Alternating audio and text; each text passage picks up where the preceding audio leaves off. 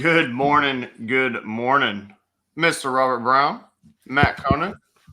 Welcome, ladies and gentlemen, to the final day, the final matchup of the KBBT National Qualifier 1. How y'all doing this morning, gentlemen? Wonderful. No fish, but good weather. Love it, man. Love it. Oh, good morning. Good morning. Good morning. Good morning. What's up, bro? What's going on, Matt? Looks like a beautiful morning over there, man. Oh, it's nice. It's nice. Is that a little plopper I hear? A little plopper action I hear? So, go ahead, Matt. I'm running a plopper down the bank here. Got you. You know, I've still only ever caught one bass on a whopper plopper, man. Yeah. And it was a 12-inch a 12-inch smallie. My only smallmouth of my life. Man, I love throwing that whopper plopper at night, man, and first thing in the morning. So love it. Trying to get Blake Power in here. He was in here earlier, but looked like he was having some connection issues. So there he is. The national championship is finally here. We'll qualify our championship. Morning, Mr. Power.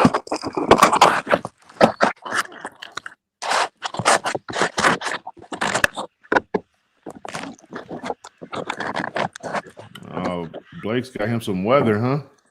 Man, that is some rain gear, my man. Okay. What's on? All right, here we go. First cast. Oh, first cast. Pounder. I'm 603, right?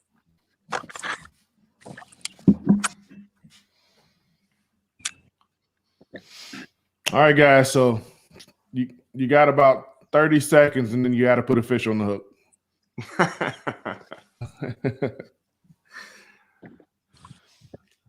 Man, Robert, it looked like y'all had a long day on the water yesterday, man. That looked tough. It was a long day on the water, man. It was a long day on the water. Yeah, I look like a grinder. Hey, Blake, so are you supposed to have that weather all day, or is it just supposed to rain here in the morning, or what? I think I'm gonna get some spotty rain. We'll see what happens. I'm trying to get my phone to set up right.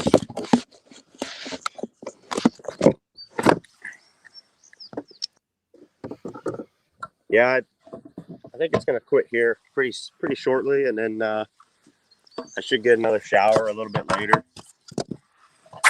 But. Okay. Well, you know, I like that type of weather when I'm out on the water, man. Right. Yeah. What about you, Matt? What's your weather looking like for the day? It's going to be beautiful all day like that? Yeah, it's turning for the better. It's supposed to be up around 80 today. Ron. Partially cloudy or blue skies? Blue skies. A little bit of both. I think it'll be a little on and off. Gonna clear up a little better. Conant, are you on the same spot all day, or you on a morning spot, seeing how it goes, and then possibly moving in the afternoon? Or well, I hiked in today, so most likely I'll be here all day. Took a little work to get here today. Oh, yeah. That's why you kayak anglers, you gotta be strong. Right. Just really dumb. And have a good cart, set of wheels. Yeah, a good set of wheels will save you. Mm-hmm. Yeah, ran the Blake, I saw you. Oh. I was like, he cut out, but I think. What was that, Blake? Were you asking me about the day I had yesterday? Yeah, I was gonna tell you I saw your post about your day, man. That was a hell of a day, man. Congrats on that day. Yeah, that was That was a lot of fun yesterday, man. I went to a lake. It's like an hour and 40 minutes from the house, and I've done okay there. You know, I've put up low 90s once or twice, but I went yesterday and I had some of that Blake Power weather going on, man, and I couldn't figure them out. I couldn't believe they weren't eating. Thought it was set up so nice, had some wind, and yeah, it got like the sun came up and bluebird skies, and I was like, well, now I've really done it. And then they started eating, so. I don't know what happened with that, but for like the next 3 or 4 hours, man, they were rampant. So it's a lot of fun. Mr. Powers hooked up.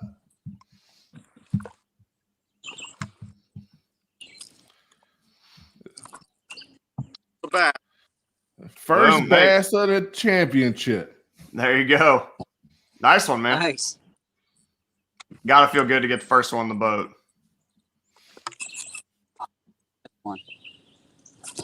Looks like a decent one. Looks like about what? Oh, 15 and a half? Yeah, he's about 15 and a half or so. Or get a measure on her. Hey, while he's measuring that fish, Mr. Blake Knight, won't you tell our people who are watching us over from Pride how we do things in the kayak world and how this tournament thing works?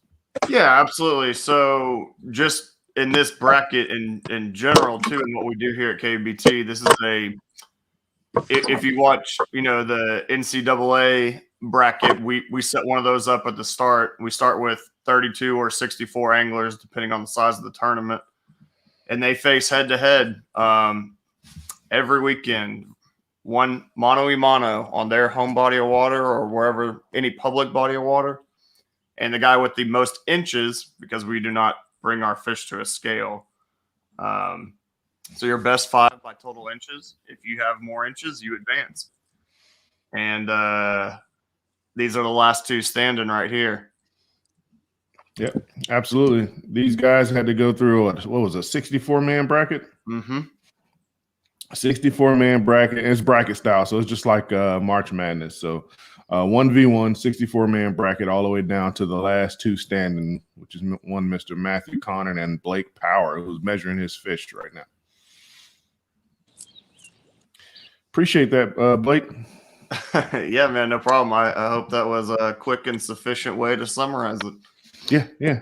Quick and to the point. I like it. Yes, sir. How big she go, Blake? 15 and a quarter. I'll have to look at the picture. What? Nice, good start, man. I'll take those for tournament fish any day of the week. Yeah, first and the last one are the 2 hardest fish to get. So you got half of that out of the way. That's right. You guys got some support from Mr. Bruce Levy saying, "Let's go, Matt Conant, Scott Shishowicz. Good luck, guys." Oh yeah, these are probably 2 of our more two opponents who's had support the entire time. I think the nation's always talking about let's go Matt Conant, man. Something about that New England accent, I guess. I don't know. That goes both ways. Mr. Derek Brundle in the house showing some support for his boy Conant. Yeah, my man. See that Blake's got that fish measured back in the water and back casting already. Love to see it. Mm-hmm. Got to capitalize on why that bite's going. I'm telling you. Could not get back in the water fast enough a lot of the time yesterday.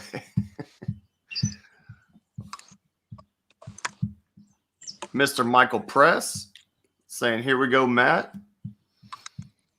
A lot of support for both these guys, like Robert was saying, man. Yeah, man. Everybody got up early to watch you guys. Mm-hmm.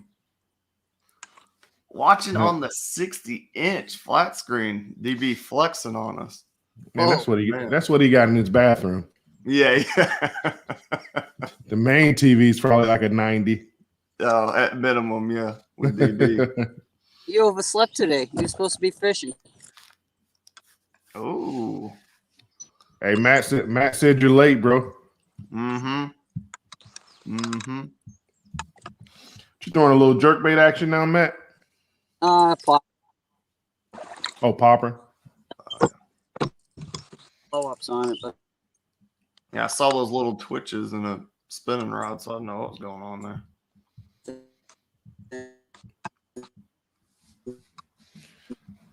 It's a good shot to freeze on right there. It's the hero shot right there. I'm telling you. I'm telling you, man. What are you targeting right now, Blake? Certain depth, or just targeting some wood structure, or what? I caught that one. I caught. I flipping a feature bait onto a little rocky spot. Now I'm just throwing a flopper along this bank. Both the guys utilizing the plopper this morning, man. Yeah, the plopper for the win. Well, for the work, we'll see for the win. I don't think Yeah, I was like, hold up a minute. Wait a minute. I don't think anyone's hooked up with it yet. So, No. but yeah, man. Again, back to you, man. That was a hell of a day. Congratulations on it, man. 102 inches in one day. Whether you're in a tournament or not in a tournament, it's a hell of a day. 101.75. Yeah, I thought it was 102. The one didn't touch, so. It's all right. That's all right. We'll let you have it. We take those. I appreciate it, man. It was a ton of fun, and it was definitely my personal best day. But, man, it don't matter where you live, man. Putting up 90 to 100 is tough. It's tough. Can be anyway. But these guys been doing it week in, week out regularly. So exactly, man. That's why they're in the final. That is exactly why they're in the finals. I'm glad I'm at this point. I'm like, man, I'm glad I took this bracket off. Oh God. I would have got steamrolled by one of these guys the way they're putting up fish. Dude, I couldn't have you going out with 98 inches again, my man. Couldn't take it. That hurt. never. Oh, boy. What's up, Matt? That's never a good day when you're going out with 98 inches. Mm-mm. Yeah, you're right about that. Good day of fishing, but It was a good day of fishing that day, man. And to lose a call 2 minutes before time. ooh, Yeah. that's tough. So that one hurt. I was accustomed. I had became okay. I won't say okay, but I had gotten to the point where I could accept losing to Texas and Florida, because most of the time I think, other than him, I was always kicked out by Texas or Florida. Yeah. And then now I one, to lose that call in the last 2 minutes, two, to have 98 inches and go out. That one stung pretty good. Yeah, man, I felt for you on that one. Yeah, and I think that was the one win I needed to get to the 8 house. Man, and I guess since it got brought up, we got to bring it up. We have no Texas or Florida in the final. You know what? I didn't even realize that. Mm-hmm. We're There's going to have a winner that is not from Texas or Florida. There's Blake Powers' hero shot right there. Oh, yeah, man. I'm glad the guys are giving us a wide array of hero shots to use this morning. Mm-hmm. Good for production. Matt, what's your prediction for yourself today? What are you gonna catch? Can't go there any day, dude. Come on. Say again? Press me in the on the talking. That's like he ain't gonna do it, man. He ain't gonna do it. We asked him so many times. So if you had to say that this many fish were going to be caught today, what would you say?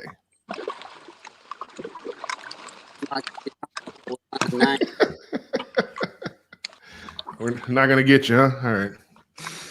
Nah, we tried to get him on the podcast too. I won't be comfortable under 90. Won't be comfortable under 90. I heard that. Sounds like it started raining over on Blake Power's side.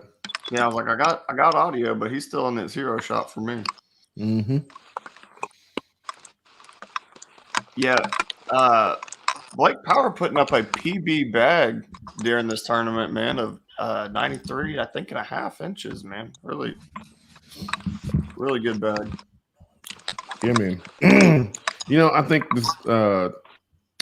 I'll tell you, man. I think this bracket style is just so much fun, and I also think that it forces you to get better because some people feel like that it's not fair for if let's just use myself. Me in Virginia to have to face somebody down in Florida or Texas because they just have better numbers of bigger fish. Mm-hmm. That just makes me work even harder if I know I'm facing Texas or Florida. In my mind, it's like, well, I know I got to come with it today. I can't have those missed fish like yesterday. But it just makes me work harder, and it makes me go out and practice harder, focus more in practice, try to figure them out even better. So for me, I feel like I've gotten better as an angler since fishing the brackets and whatnot. More so, just for me, talk personally, more so than fishing the live in-person tournaments.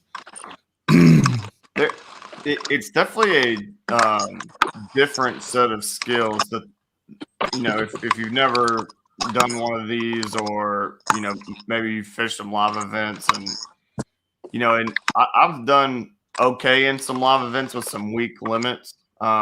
This will teach you how to fish for big ones, because you have to fish for big ones. Mm-hmm. You are not getting by people with 70 inches in this tournament. You are going to have to be high 80s to low hundreds sometimes. Yeah, to get by your opponent. You gotta, hey Matt, everybody's got to follow Jim's blueprint, right? Catch 5 and then catch 100. Mm-hmm.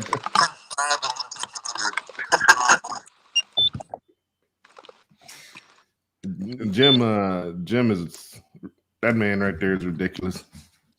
Oh yeah, man.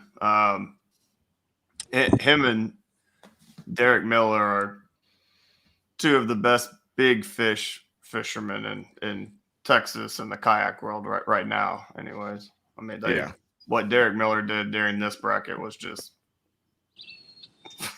gross. I see he's got 18 inches right now for that Save JT fundraiser tournament. Yep. Yeah, it's the Save JT charity tournament. There's I think over 930 anglers signed up for that. It's for a great cause. And yeah, our boy Mr. Derek Miller is leading the pack, I think, with 118 and 3/4 or something, man. He has some giant fish on there. We're gonna have to find out. I'm gonna have to look this up and find out. Unless one of you guys know, what's the biggest, let's just say even monthly total. What's the biggest monthly bag that's come through kayak bass fishing? I would imagine it's got to be 120 something, right? I don't know. I'm gonna look that up and see if I can find that. I bet you Derek tournament. Say again, Matt. The Derek will probably. Yeah. The rain started back up, huh, Blake? Nah, he wanted a new hero shot. Yeah, that's what it was. He came back in just so he can give us another hero shot. I'm telling you, man. We'll put him in the background till his internet catches back up then. Yeah, till he freeze. So we give Matt the solo spot. Conant, what do you got going on there, man? It looks like you're switching up, so. Yeah, I mean, I haven't got a bite yet, but I know the fish are here, so I'm just gonna throw everything at them till I get a bite, pretty much. Pretty out here, 4 or 5 feet. I can see the bottom. Scattered weed patches. I used to get so intimidated fishing super clear water. I still prefer the chocolate milk to 15 feet viz. There's advantages to both. That is true. That is definitely true. There is advantages to both. Dude, you and DB kill me. Man, when I'm watching you guys fish, you're all over the boat, just like you're walking on a bass boat, man. All the way up forward, all the way back. You're jumping up on top of the cooler, Oh yeah. and everything's like it's like the boat's barely moving as you're doing it, man. I'm just like, yeah, I can stand up, turn sideways in my boat and do stuff like that. I ain't nothing else. Same. If you ever watch Christine, man, she kills me. Christine Fisher, man. She walking all the way up to the bow of that 360 and fishing from the bow. Yep. And then she'll hook a fish and just run back to the sea. You know, like how Mike Agnelli and all the bass boaters are there running their fish around the boat. That's what I feel like. That's what Christine's doing when she's up on the bow and she hooks a fish. I rarely ever stand up in mine. I flip sitting down. I punch sitting down. I do too. I do everything sitting down, but but I do have my moments when I'm like tired of, like on hot days. Like on hot days, I prefer standing when it's really hot. I don't know. I just feel like I don't get as beat down by the sun. So on really hot days, I'll stand and fish. I actually lost two good ones yesterday. Well, and if I'm punching grass mats, I like to stand, man. When I say grass, actually not mats, but like heavy milfoil or heavy hydrilla. When I'm pitching in the holes, I have to stand up so I can find the patches or whatnot. I lost two good ones yesterday doing that. I'm not really a grass fisherman by nature, so this year was something I told myself I was going to focus on and get better at it, and I've gotten better at it. But I have to, that the biggest part of I think of this game is the mental game, man. And yesterday I failed myself with my mental game because I found the pattern that was working, but I didn't put two and two together to say, hey, dummy, you're fishing heavy grass. You should switch up your gear.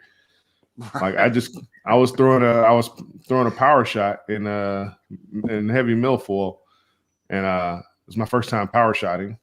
I say that it was my first time power shot, and then I just cut it off of my Carolina rig pole and rigged it on that.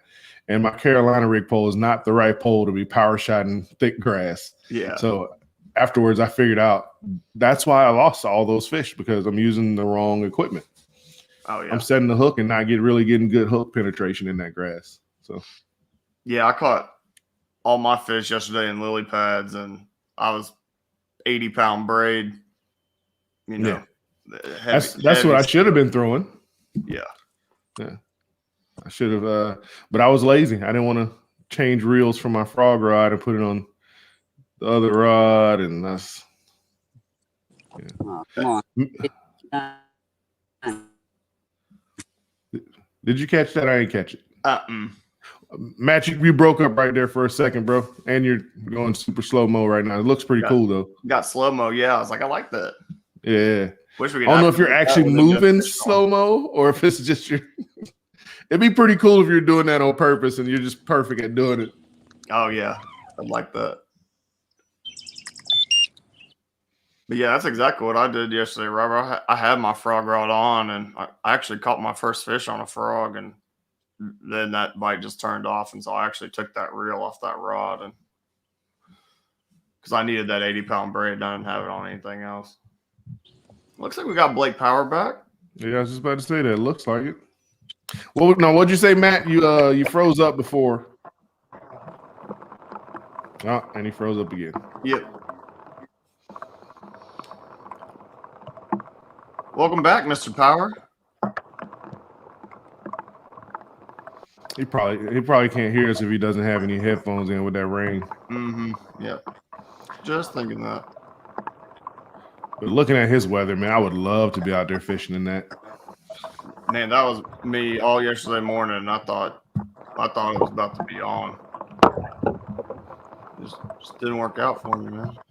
Oh, I just realized he did say he doesn't know how we have our rods and reels behind us sticking straight up.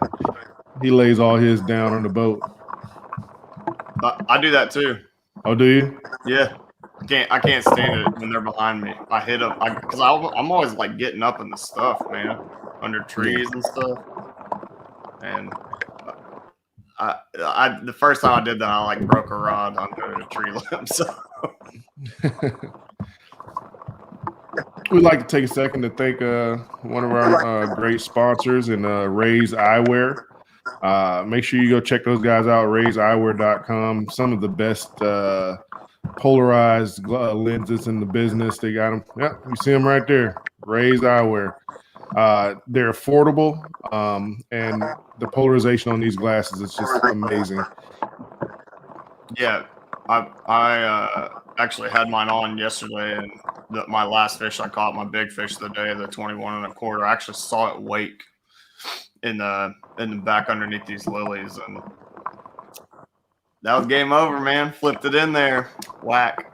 What'd you flip? Oh, were you flipping a creature bait or what were you flipping? Yeah, it's they call it a BFE. It's a big bites bait. I think it's like best flipping bait ever. It's actually a weird looking little bait, but I just took them out yesterday. I bought a couple bags to try, and I'd say they did all right, man. Nice. Yeah. That's what's up, man. I needed a day like you had yesterday. Man, I needed that. That was a good shot in the arm. It was a long tournament season, and so some of those ones get you questioning yourself. Yeah, you're right. Blake Power's like, I'll be okay with 101 inch day to day. Yeah, that was the main reason I did it, was to show Blake who is the dominant Blake.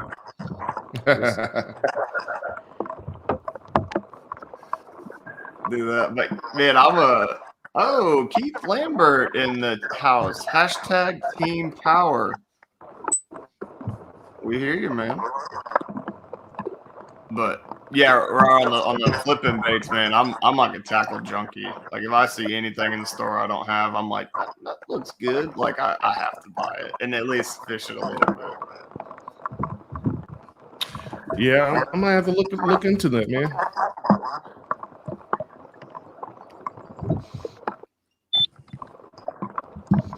Dude, I love how just unassuming Mr. Conant is, man. You see him on a boat, he's got his blue jeans on and his his inflatable and his overcoat or over jacket, and just looks like a regular dude. You never knew he was a killer on that water.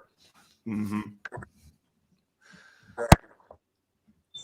That was the name of our paintball team way back in the day. Plain Clothes Killers. Plain Clothes Killer. It's a pretty good name, actually. I like that. Man, when was the last time you played paintball, Robert? Wow. Probably 10 to 15 years, maybe. I was gonna say, I think I was in 6th grade at like a birthday party or something. I haven't played in a long time.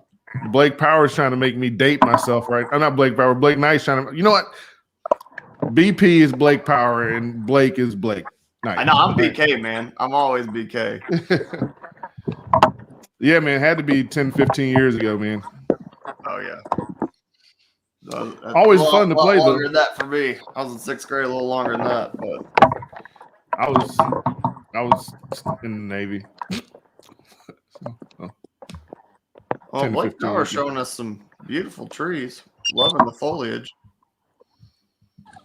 He's up in the salad, looks like, man. Yeah. Well, not the salad, but up in the forest. Yeah. It's like we'll check back with him when he gets back set up fishing. Look at the dynamic. Well, before you took it off, you see the dynamic and the difference in the weather from both of them, man. Like, oh god, Matt's in beautiful bluebird skies, and Blake looks like he's in a, just the nastiest stuff. Oh yeah, the Thunderdome, man, looking rough. Hey Brian, I appreciate it, man. All right, there we go. He's back at it. Man, I love I got an XI3 in, but I don't have mine set up. But watching DB and Conant just around is so good. So it's funny, man. We were pulling up to the lake yesterday. We had the afternoon game. So we were pulling up to the lake yesterday, and me and Charles Cruz put in the same area.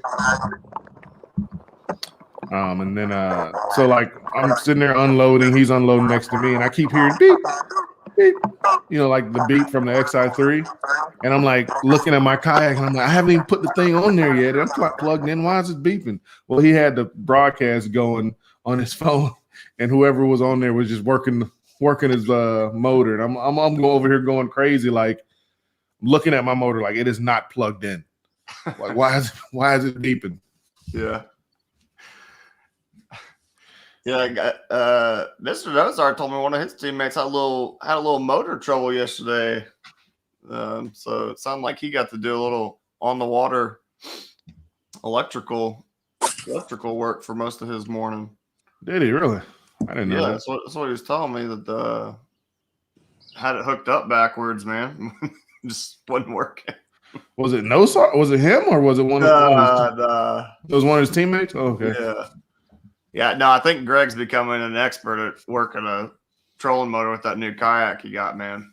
Yes, that was the first time I seen that kayak in person, man. It's a pretty sweet kayak. It's cool. Yeah, there's a guy fished some with locally in tournaments and stuff against him, Chad Dagley, and he's got one of those. And I saw it for the first time this year, and I was like, dang, man, that's pretty sweet.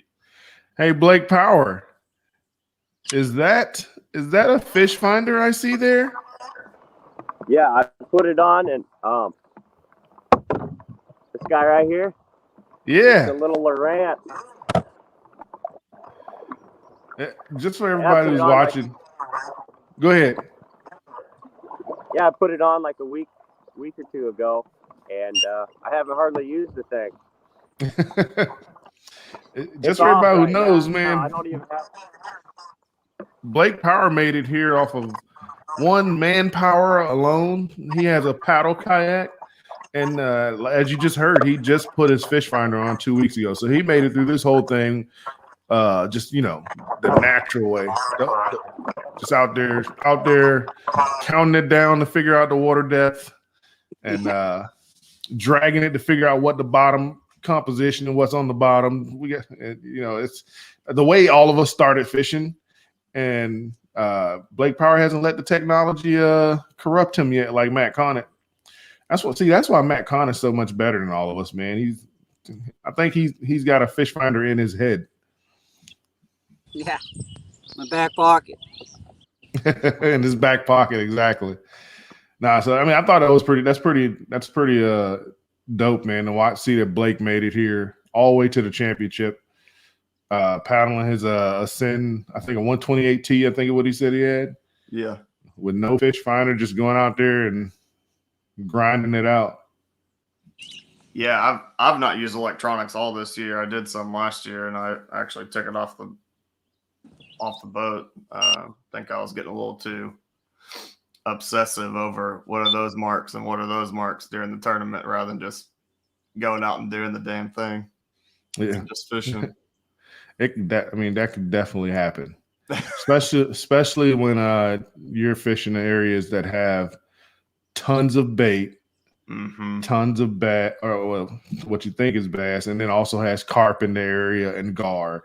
Trying to differentiate when you're looking at that side scan if that's gar, if that's carp, or if that's bass.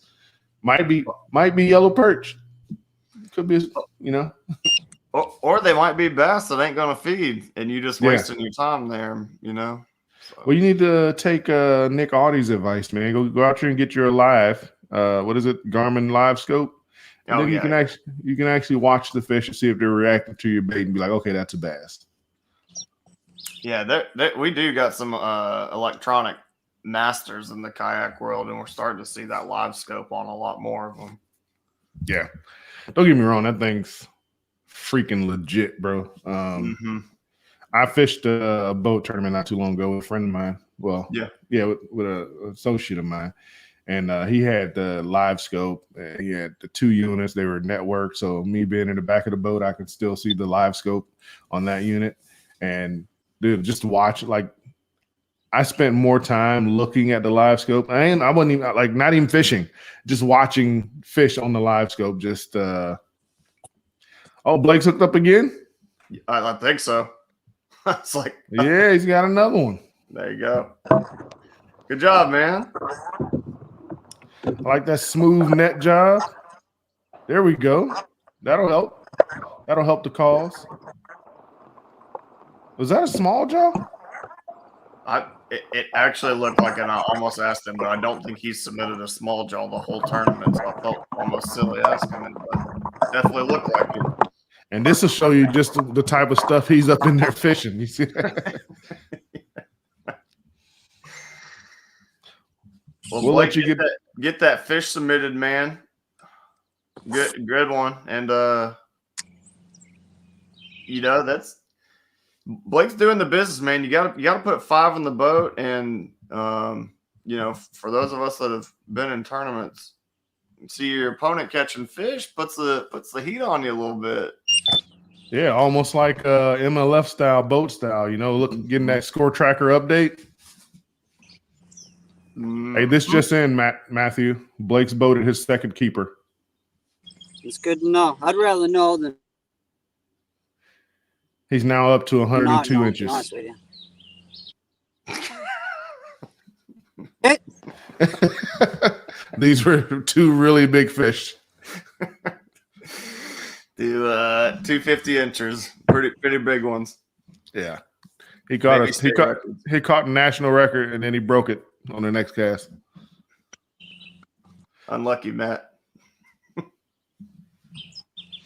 Hey, Matt, you got any lakes up there that that house have the potential, or that do have double digits in them? Yeah, I mean, yeah, absolutely. They're here.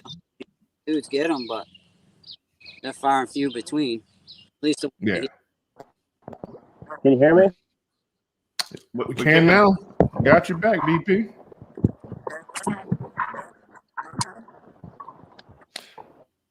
That looked like a pretty decent one.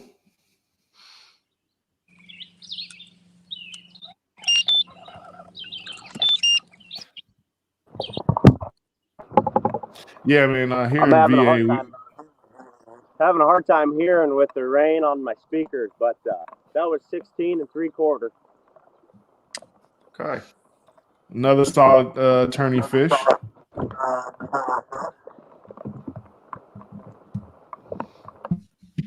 Yeah, man. Yeah. I mean, he don't gotta.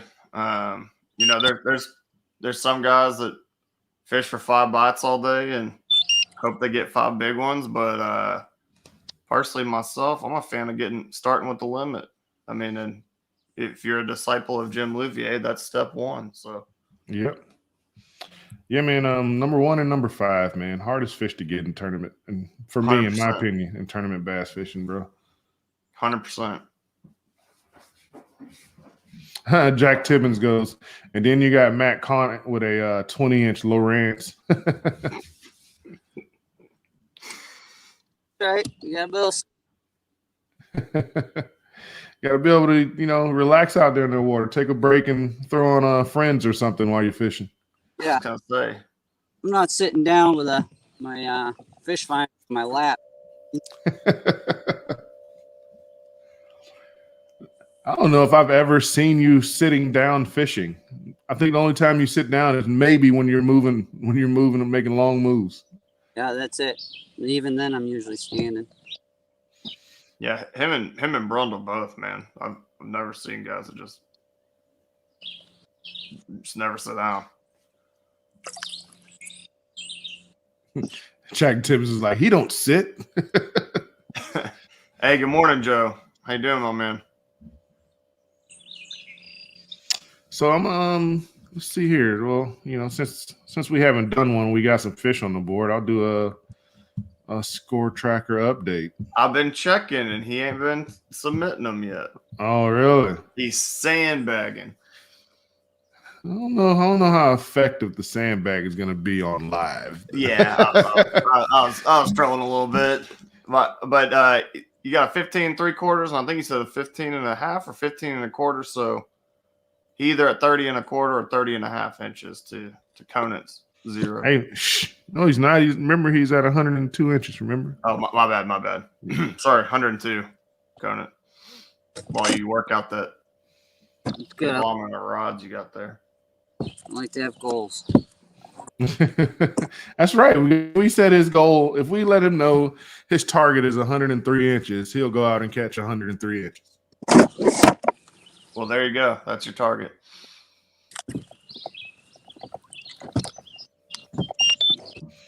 That is the problem with laying the rods down, though, man. God, like sometimes, man, especially when I'm just real, scattered trying to find them, switching rods and stuff. My bottom of my boat gets to be a mess real quick. Oh yeah.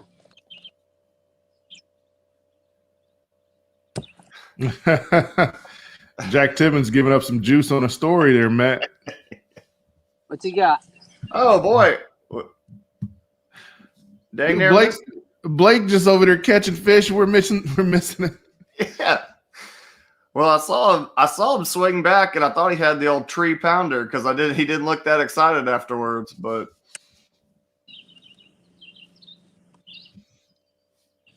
just throwing them up. I know, right?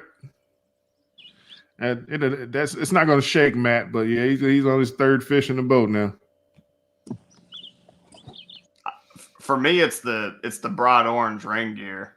I think the fish are big fans. I know personally myself, I'm loving it. I love the anglers who are. I don't wear bright colors because the fish can see me if I wear that. But yeah, Jack Timmons was like, he seen you smoke a rock one time in Maine in the dark. He said you were sitting for that one. Yeah, he saw that. That was a good thing. I was sitting for that one. Yeah, you might have took a swim if you weren't. Yeah, they all did. They were racing. Conant, you ever gone over on the boat, man?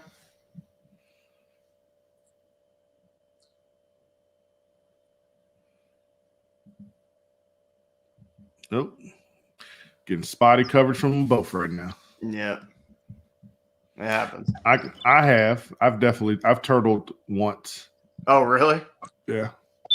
What happened? You want to talk about it, or is it a dark time? Don't want to relive it. No, it was a lesson learned for me. It was like 1 o'clock in the morning. I was out saltwater fishing, chasing what were we chasing? I think we were chasing some drum. No, we were chasing trout. And I had a trout or a drum. I'm pretty sure it was a drum with how hard it hit. I didn't have my rod in the Omega locked in. I just had it sitting in there. And I had one hit it hard and pulled it out of the holder, and it went in the water. And it was sitting there slowly sinking, Mm-hmm. So I went up to it and I leaned over to grab it, but it was slowly sinking. So I'm leaning and leaning and leaning, not thinking, got my head outside of the gunnels of the kayak. And, as soon as I felt it, I was like, I'm going in. Yeah. And turtled her, lost gear. Fish finder stayed on board. It stayed on the entire time. Oh, great. I know, right? So, but it was funny because this was a loaner boat that I got from Bonafide because I had sold my boat and I was in the process of I had already ordered the new one, but it got delayed. So I was using a loaner boat, and it had a bunch of rigging holes from how they moved rigging and everything around it. So it filled up with water pretty quickly. Ooh. So I wasn't able to flip it back over. I literally had to swim it over to a dock about 50 yards, 60 yards away. And I used the dock to help myself flip it back over. Yeah. But I'll tell you one thing about that Bonafide. It was 3/4 of the way full of water. And I paddled about a mile back to the ramp with it 3/4 of the way full of water. And I'm a 260-pound, 6'2" black dude. And it stayed upright. And I got back to the ramp, got all the water out of it, went back to my truck, grabbed a couple more rods, and went back out. My man. Love to see it. Yeah, I flipped one time, and it was, oh God, it was the first kayak I ever bought. And I was crappie fishing, and I was holding on to a stump, and a big wakeboard boat was like, just cruising. And I was not paying attention, and I got waked and high-sided on that stump. And it's weird when you flip, you have that one moment. We're hooked up. Blake Yeah, Power's hooked up. Boy. Hey, BP, is there a time when you don't stay hooked up? Oh yeah.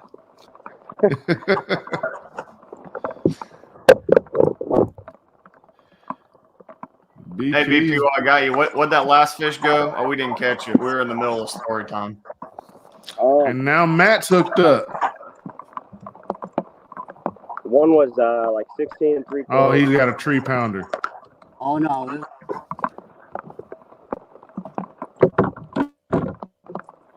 Sorry, Blake. What was that last one? I had one that was 16 and 3/4. Okay. That last one was like 15. Okay. This one's a little guy, but he's getting on the board. Oh yeah. Matt, you had me super excited. I did.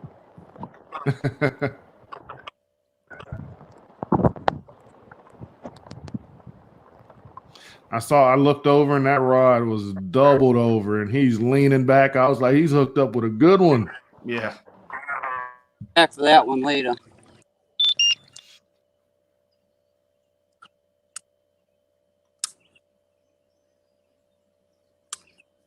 But yeah, so when I flip my kayak, I mean, just like you were saying, Robert, there's that moment where you're like, oh, I'm going over. Like, I mean, it's weird. Yep. I call it the fight or flight moment. I wish in that moment you have to make a decision of if you're just going to force yourself to go over or you're going to let what's happening happen. Because it's better to just fall out than to turtle it. I mean, you're not going to lose as much gear, but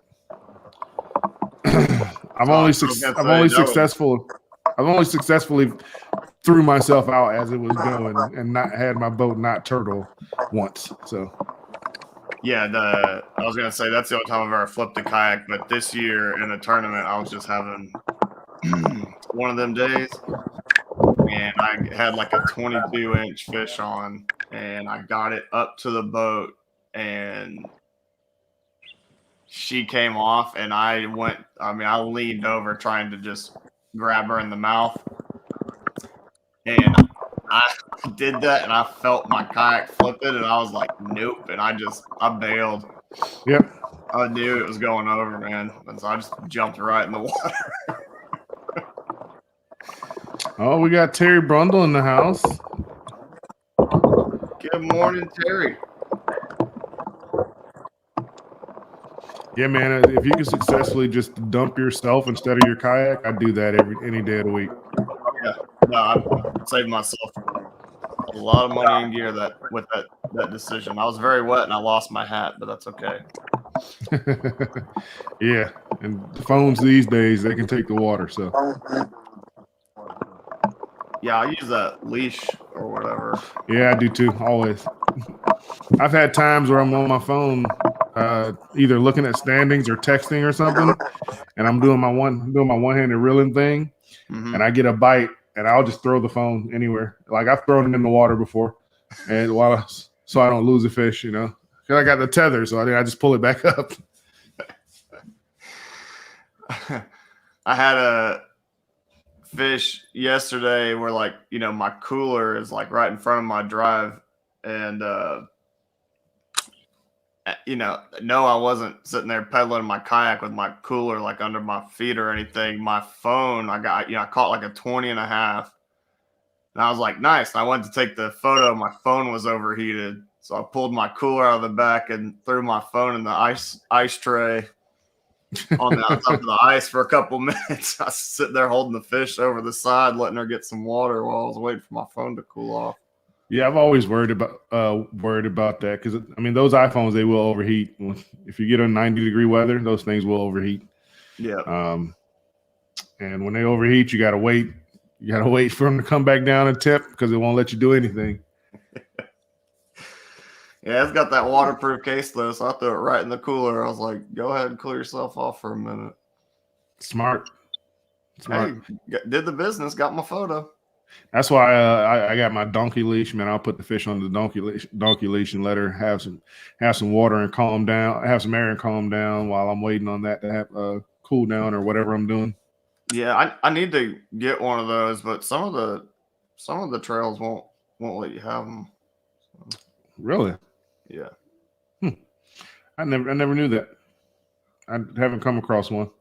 Yeah, I was like, it's few and far between, but when we have 8 different trails in Texas or whatever we're up to now, lots of rules to know. Greg Nosar lets us know we have a crystal clear stream on Pride. Hey, for the good moment to tell you, hey, for people who are just joining us on Pride, thank you for tuning in to KBBT National Qualifier Championship. These two men here have survived the gauntlet and taken all their opponents out to get to the championship, duke it out for the number 1 spot. And what we do here at KBBT is a bracket style kayak bass fishing. And in kayak bass fishing, everything's done by length, not by weight. So you have an approved measuring device that you have to put your fish on. You have an identifier that's put out the night before. And you have to take a picture with your fish on that approved measuring device and the identifier in the picture. And it's submitted into an app where judges judge it. And it's best 5 fish. Well said. Perfectly summarized. I mean, Blake Power's up to 4 fish already, man. But now he's got the hardest fish of the day coming up. Yeah, number 5. But getting that 5th one on the boat, man, God, that is. I mean, I wish I knew what that felt like in a tournament where I just got 5 fish to start my day and I could work on culling the rest of the day. But that ain't normally how it goes for your boy. It's not, but not normally how it went for me either. Seriously, man, like it's crazy. At least for me, it's either I'll catch 5 before 8, or it'll take me all day to get to number 5, and I'm culling for like the last 30 minutes or something. It's one extreme or the other. It's not. I catch 5 within the first 3 hours, which I would prefer. Everybody wants to have a limit before 10. I'll tell you that. Everybody wants to have a limit before 10 and be culling by 10. Yeah. Oh, yeah. That's when I'm going to start catching today. Say what now? That's when I'm going to start catching today, 10 o'clock. 10 o'clock? Hey, and that's a good. He brings a good point, man. In bass fishing, man, there's literally bite windows, and you know your waters, you know where you're fishing, you know where you've been put the time in, you know when those bite windows are. So there you. That's why you see the Matt's like he's unafraid, like he's just sitting there like I know it's gonna happen. Everything that happens before 10 is gonna be a bonus. Yep. Yeah, it's really it's hard though. I mean, if you've been in that position, and you're like, oh, my best bite window is that time, you still get to that time frame, and if it doesn't start happening, it's the hardest part about fishing that nobody talks about. It's not catching them; it's staying out of your own head out there, and just going out and doing the business and just fishing. Relying on your past experience and skill rather than letting doubt creep in. Yeah. Oh, it creeps in too. Oh, yeah, boy. It definitely does. Especially when you're in familiar waters. I've found that sometimes fishing familiar waters is a hindrance for me. Because I have to, when I say fish familiar water, I mean waters that I'm really familiar with. I have to force myself not to binge on history, you know. Oh, it's, right, yeah. It's so hard not to. Oh man, Blake straight hooked that fish, all calm and collected. I don't even know if he had his rod turned. Oh, that's why it was a 3-incher. I was like, I didn't even see him fighting the fish, and I was like, Yeah, he caught one of them future 10-pounders. yeah, man.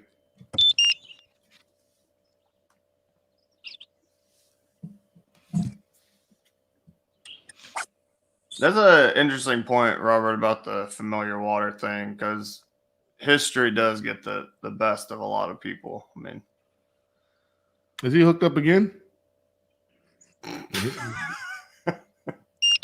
why are we even guessing at this point? We know he's hooked up. Exactly. Is that may be a fifth keeper? Yeah, I think it'll go 12. It's close.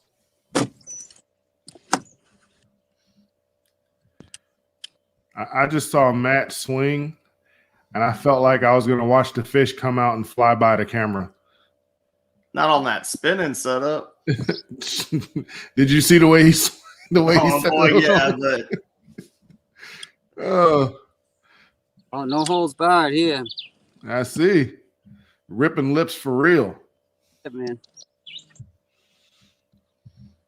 let Blake get that fish submitted and dealt with, and we'll get him back on.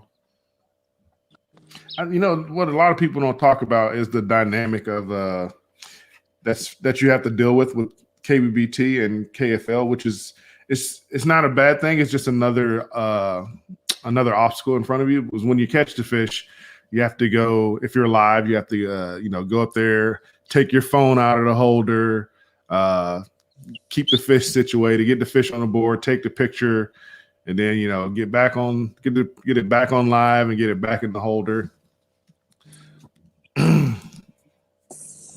Yeah, I mean, just kayak fishing in general, right? I mean, we don't grab them and just throw them in a live well and get back to it. You gotta take it, get the fish up, get them to calm down, take a good photo, make sure everything in your photo is correct, make sure the fish has a good release, and then get back to it, then fix your bait.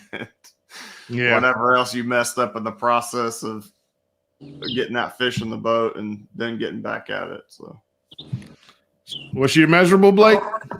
14 3/4. All right, you got that limit before 8 a.m. They're gonna have to get bigger than that, but hey, but you can rest assured you got your 5 now. So now you're just hog hunting.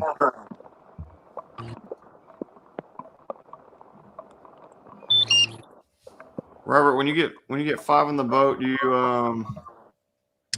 like you said, he was catching them on plastics. So I mean, like my first thought is, when I'm catching them on plastics, not the size I want, I'm gonna start throwing a jig.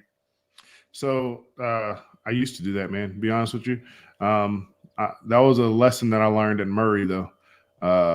The KBF Murray tournament. Mm-hmm. Like I said, I got caught my limit in those tournaments. I had my limit by 8:30, 9 o'clock. Blake took that.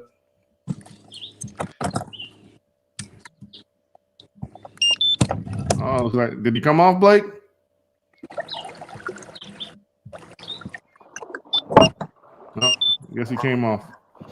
Yeah, I got my limit at like 8:30, 9 o'clock both days in that one, and after I got my limit, I went off, chasing a bigger bite, doing different stuff.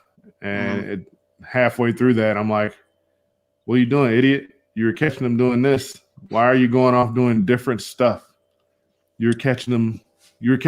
Like, so no, it all depends, really. For the most part, I don't go do different stuff anymore. If I have an area that I pre-fished, Blake's, that was. We see you, Blake. I love not being indecisive, but boy, you are a brave man to swing a crankbait fish with one hook in it, and then catch it in his thighs. That's what I was thinking. With that crankbait hanging out of his mouth, he caught it between his legs. I was like, oh. Yeah, Blake may be looking for a new piercing or something. You can't really tell with that guy, you know. Yeah.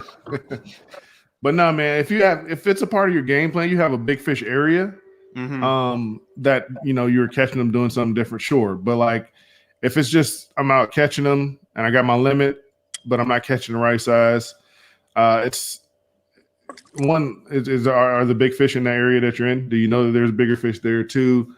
What can you do to? I mean, they're biting this. Maybe you can upsize to get a bigger bite, or you could sometimes downsizing to get you a bigger bite on your whatever bait you're using. So I have learned to not change it up and do something different to catch a bigger fish. I got you, man. That's I think that's very. Is he hooked up again? He was fighting the fish. Yeah, I think he's just cranking. No, he is hooked up again. But it's another future 10-pounder, so we'll leave it there. Got that crankbait bite working now, huh? Mm-hmm. See, man, that's it's so interesting because I mean, you really got to know your fishery because I live in Texas, and in my first year doing tournaments, man, I really just wanted to catch limits, and I felt like I threw a wacky worm and a drop shot a ton because I wanted bites. And like I've had some days where I was like, yeah, man, I got 14 bites, and I put up 68 inches. Like it was a fun day, and a lot of those guys that are doing good and winning, they're like, I'm fishing for 5 bites all day, man. Like you're throwing that little dinky worm, and I'm throwing a 14-inch jelly worm all day, or a big jig or big swim bait or stuff like that. And just so interesting to me, all the different methods we got. But I mean, that bait I was throwing yesterday was like 2.5 inches long that I was flipping. I mean, it's tiny. So yeah, man, it's crazy, especially on a punch bite. Mm-hmm. Especially on a punch bite. I found that on a punch bite, I catch them better with smaller punch baits than I do with the bigger, bulkier ones. Yeah. I mean, besides the bigger, bulkier ones don't even go through they don't go through. If you're punching thick stuff, they don't go through as well. So, yep. No, for true punching, absolutely. But I mean, like I've flipped stuff this year. I was like 2-inch crawfish to 12-inch worms, and I mean, there were some days like if you weren't flipping a 12-inch worm, they were like, I'm not gonna eat that. But hey, Blake's hooked up again. I don't know why I'm asking at this point. I feel like it's just he is. Man, he's on that bite. It's on some fish. Just got to weed through the little guys.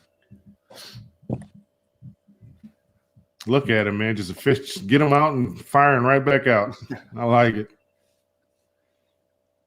I think he's hooked up again.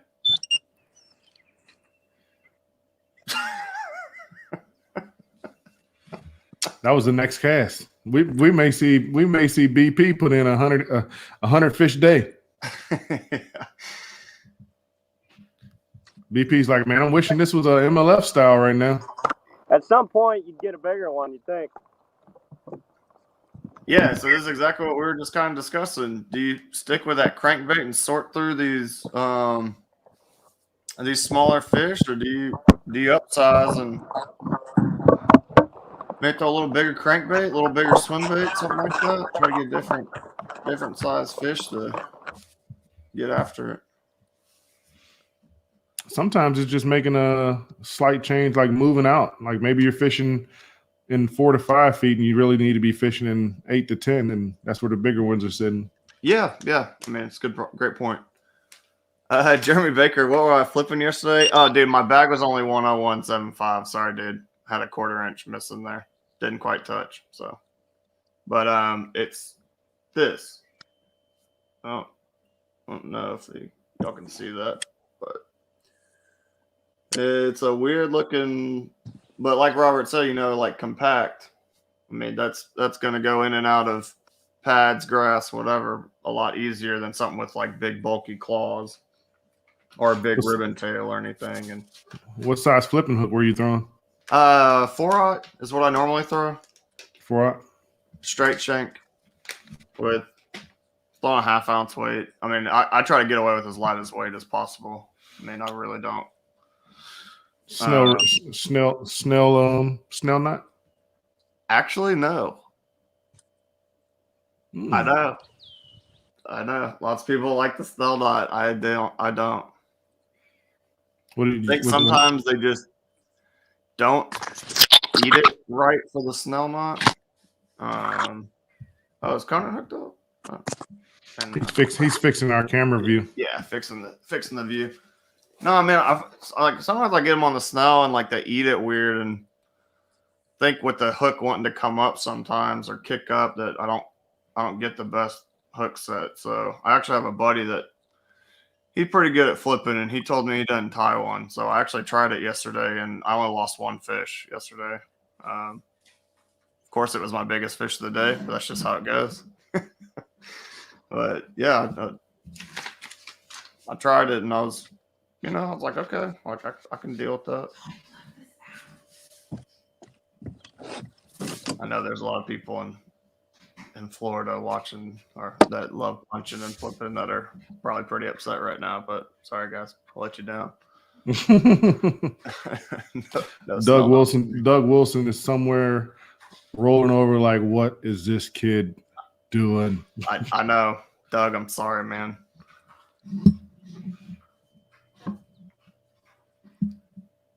Oh, Jeremy Baker wants Blake Power to know that he can't lose 2 days in a row. Well, I don't know if he can hear us because the rain he's got going, or if I don't know if he's still got that going. But Jeremy Baker, please explain. I know because I talked to Jeremy yesterday. They were trying to get me to sign up for this online tournament they were doing for. It's like a guy that's setting up little online tournaments. Good dude, veteran guy, and Jeremy and Blake were trying to get me to sign up for it, and I was like, "Nah, man, I'm not doing that. I'm gonna go fun fishing tomorrow." And boy, I bet y'all glad I didn't sign up now. But I think Blake wasn't fish some new water. I think he had like 75 inches, and Mr. Jeremy Baker. He did have a rough morning. He lost some bigs. I was actually on the phone with him, and he was saying some colorful language that we're not going to use here on the air right now. And he ended up in the last like 30 minutes, kept getting a limit. He beat Mr. Power by, I think, 2.5, 3 inches, something like that. So 2 inches. 77.25 for the win. Sounds like a barn burner of a match there. It actually was. It was close. It was actually exciting. I think Power had like 75 inches or 76 or something. And I mean, I think Jeremy literally caught his last fish with like 3 minutes left and ended up. Well, way to pull it out in the end there, JB. Again, people, Matt, right now, Blake Power has 5 keepers. Mm-hmm. I think he's been able to call once, I think. Matt Conant is not caught a fish yet, but he's expecting his bite to turn on at 10. So anything before 10 for him is a bonus. And if you've ever watched Matt Conant, man, you can't ever count that guy out ever. If there's still time left on the clock, he can do some damage. So, I mean, I don't remember what round it was, but I think he was sitting at like mid to low 80s with like 2 hours to go, and by the end of that match, he was mid to high 90s. I think he had like 96, 97, and I was like, oh well, I guess he figured him out in that last hour. Yeah, a lot of the guys in the Northeast, I've been very, very impressed with how well they know their bite window. It's noon. They're at 70, low 80s. They're like, yeah, in the next hour here, I'm gonna get bust them, and they've done it, man. They've been good on their word for the most part. Yeah, I think the northeastern areas, the northeast guys, they have fisheries that cover all the bases. They have fisheries with pads, grass, rock, uh, reservoirs with deep, clear water, natural lakes. They have like pretty much all of that to go fish. So and then they get all 4 seasons, right? Yep. So they have to be versatile to catch these fish, man. And you got to know how to catch them all different ways and all different types of water. And this is not to talk smack against the Southern Lakes or, Midwest or anything like that. We have most of our lakes are pretty similar. Like here in Virginia, in my media area, there's probably 10 lakes, and I'd say 8 of those 10 lakes are damn near carbon copies of each other, So you go out there and you whack them, and you learn how to catch them there. And then, you end up doing some live tournament. You got to go somewhere and you got to fish, some deep, clear reservoir. And you're like, holy, I'm in 15 foot of water and I can see the bottom. And that can intimidate you, that can intimidate you. And that's I feel like that's a great thing for them that makes them so versatile, so able to adapt to different waters, which is why they can go down to Florida and Texas and Georgia and catch them good there, just like how they catch them at home. Yeah. I mean, on the Hobie side of things, I mean, one of the guys that's traveling great right now is Ewing, and he's from your neck of the woods, man. Ewing Minor, man, that kid's killing it, man. Dude, he's good. He is good. Yeah, he is. I think he's up there. He's up there in Angler of the Year, right? For Hobie, and I think he's up there in Angler of the Year for KBF. I think he took it from my boy, my Texas brother, Mr. Brian Howe. Mr. BDH. Yes, sir.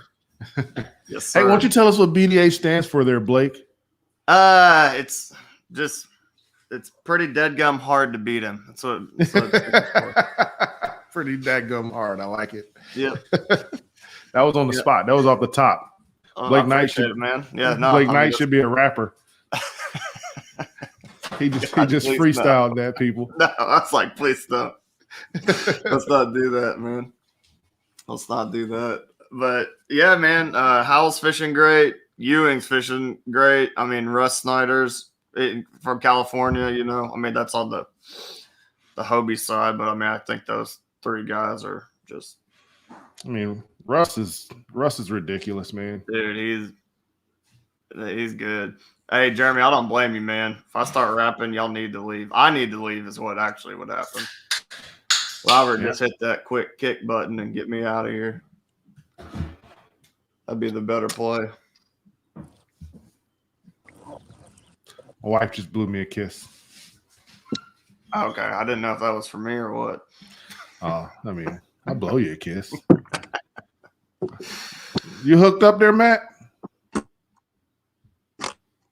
He's doing that cool slow-mo thing. And I'm waiting to see what's in his hand. Oh. Hey, Matt, how did I do, man? Was that a good description of how it is in the Northeast? Oh yeah, we got a little bit of everything. You're spot on. Jeremy, go ahead, Matt. We just don't fish some of that really dirty water. At least that's the only thing I'm lacking up here, the dirty water. Well, because you should have came down to Virginia and fished Lake Chesney yesterday. You'd have got all the dirty water you wanted.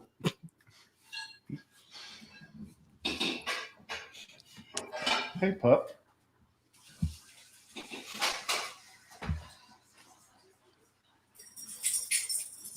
All the dirty water you want. I was fishing Yoo-hoo.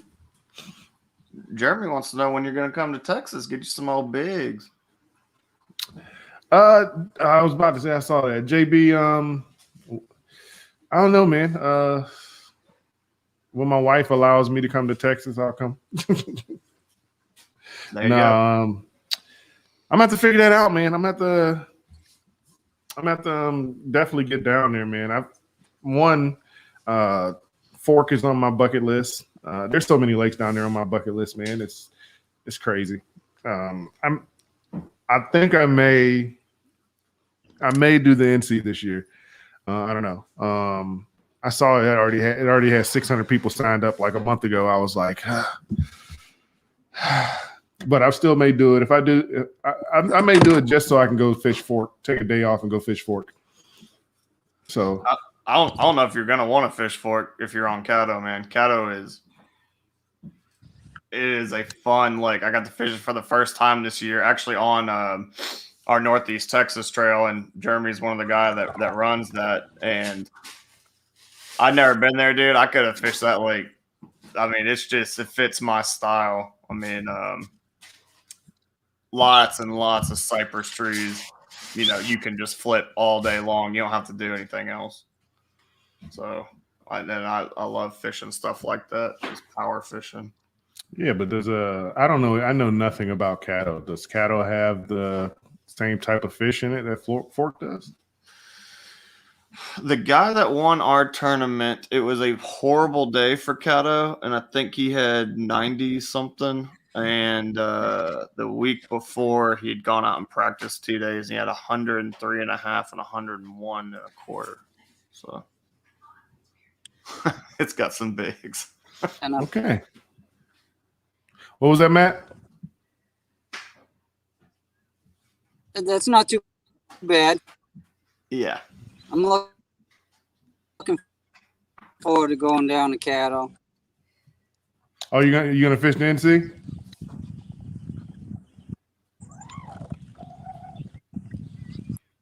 I don't know if you heard me. Maybe you did. Can't. Oh yeah, you gotta defend your title. You're right. What was I thinking? What was I thinking? Got to. I was like, I actually need to look because they did have it, the national championship before on this similar chain, but I want to say the guy that won it on a 3-day event, I want to say he had like 280 or 290 something. I mean, it was a bunch. So I mean, Jeremy Baker goes. It's got big snakes and gators and spiders. I don't care about the snakes and gators, Jeremy, but the spiders. You may have just kept me from coming when you said the spiders. You want to see a big 6'1" black dude turn into a girl? Put a spider on me. I definitely didn't see the spiders last time I was there, but the gators and snakes were bountiful. Yeah, I don't care about gators and snakes. Yeah, I mean, I care more about the gators than the snakes, but the gators normally don't bother you none. I'm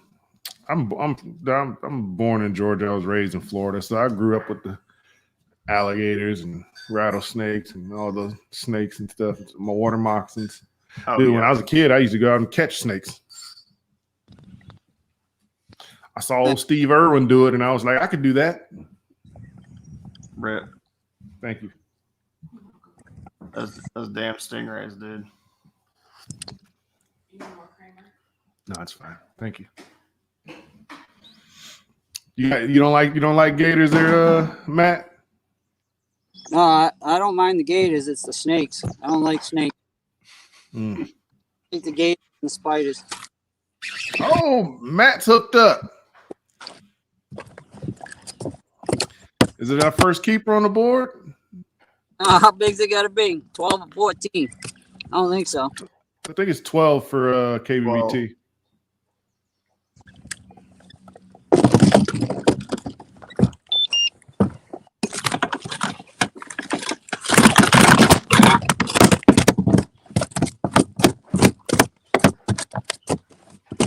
And this is the part we were talking about where, it's like they come in and want a free picture taken. Some of them are a little shy. Yeah. It's scoreable. Scoreable. We like it.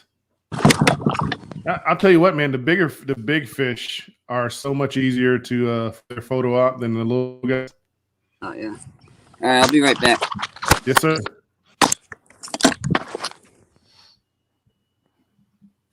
That is correct, Mr. Derek Miller.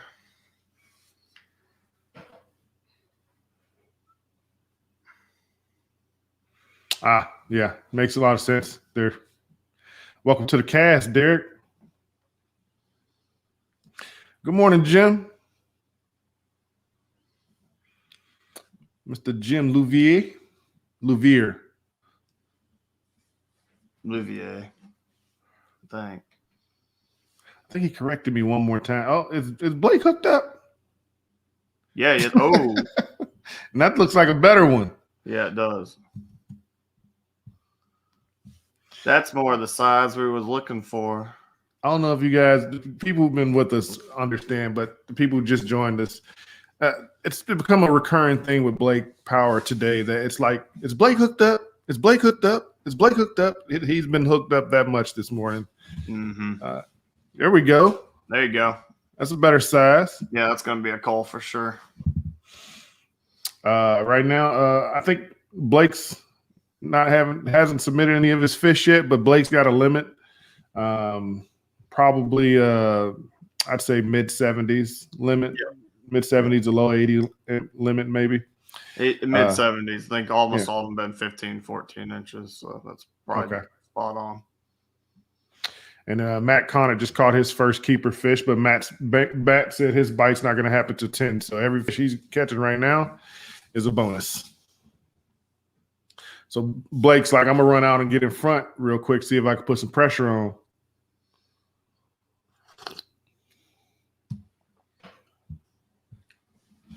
Jim saying good morning, Robert Brown, and just ignoring the rest of us here.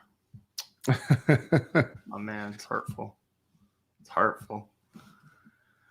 Man, yeah, Derek, we were actually talking about you earlier with your big 118 you're putting up in the monthly, man, for the charity event. That is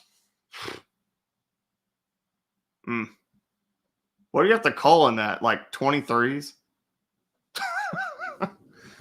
You got 3 24s and 2 23s or something like that, man. Terry Brundle showing some support for Mr. Conant, and so it starts. Hey, you got to start somewhere. Hey, Blake, I'll be right back, bro. Hey, man, no problem.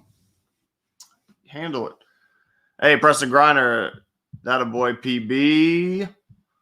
Let's go. Good morning, Jigmaster and Blake. Good morning, Mr. Griner. How was your experience yesterday on Choke Canyon? What up, Blake? What up? Hey, man, that's a good one. That's a dang good one. Where'd it go? 18.5. 18.5, my man. Jim, y'all picked against us in KFL. I did not. I wasn't even on that show, Jim. In fact, I was in the comments saying y'all didn't see what my boys did in practice. Because my boy Stoop showed me what he did in practice over there. I said, y'all sleeping.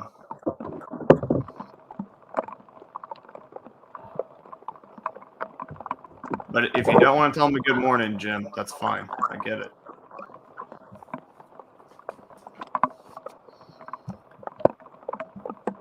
Derek Miller, I've been lucky so far this month. It's all about our lakes here more than my skills. Man, we have amazing lakes in Texas. I'm not going to argue with that. But Derek, to consistently be able to target big fish like that, man, that is a skill.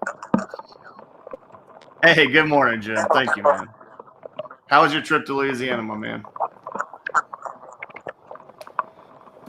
It was successful. Mr. Robert Brown back. It was an 18.5, I believe, for Mr. Power. That's nice. A good one. That's one of the ones. That's a good call. I think that's going to call his 14 that he had. His smallest, I think, was a 14. Yep. That's a big time call there. That's going to help. Oh, I think he's hooked up again. He is. No. Remember, for the theme, we have to say, is he hooked up? Oh, is Blake hooked up? Blake hooked up? He's grabbing the net, so it must be a better fish. Boy. It is another better fish. That's a long, skinny boy. We like those in the kayak world. Yeah, we don't care about all that weight. We want that length. Boy, he's got treble hooks all over. Oh, just keep them out of your hand. Yeah, I was like, if you get them in your hand, we'll walk you through it, how to get it out, but it's not fun. Oh, yeah. That is the most beautiful kayak fish I've seen. 19 inches and barely weighs 2 pounds. Beautiful.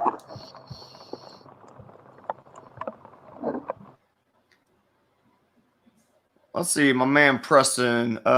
He's talking about Choke Canyon. It was rough. Rain made it chocolate milk, and the water was high. Yeah, man, Choke is not an easy place to fish. People see all these big 90, 100-inch bags coming out of there, and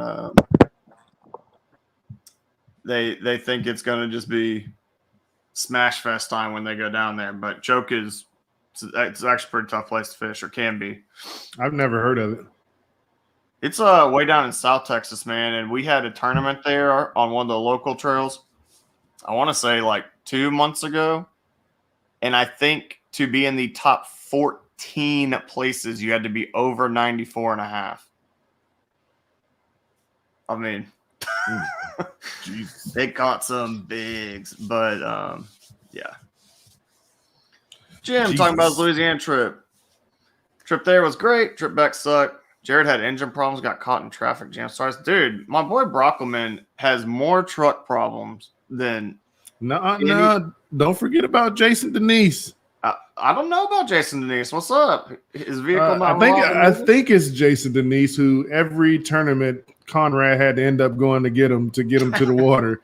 I want to say it's Jason Denise who always had the truck issues. How big she go, Blake? 19 and a quarter. 19 oh and a yeah, quarter. that's the right one right there. I was close. We're on them good fish now, I think. That's good, Bubba. Keep up. Yeah, all you had to do is a great call. Those are the ones you need to have.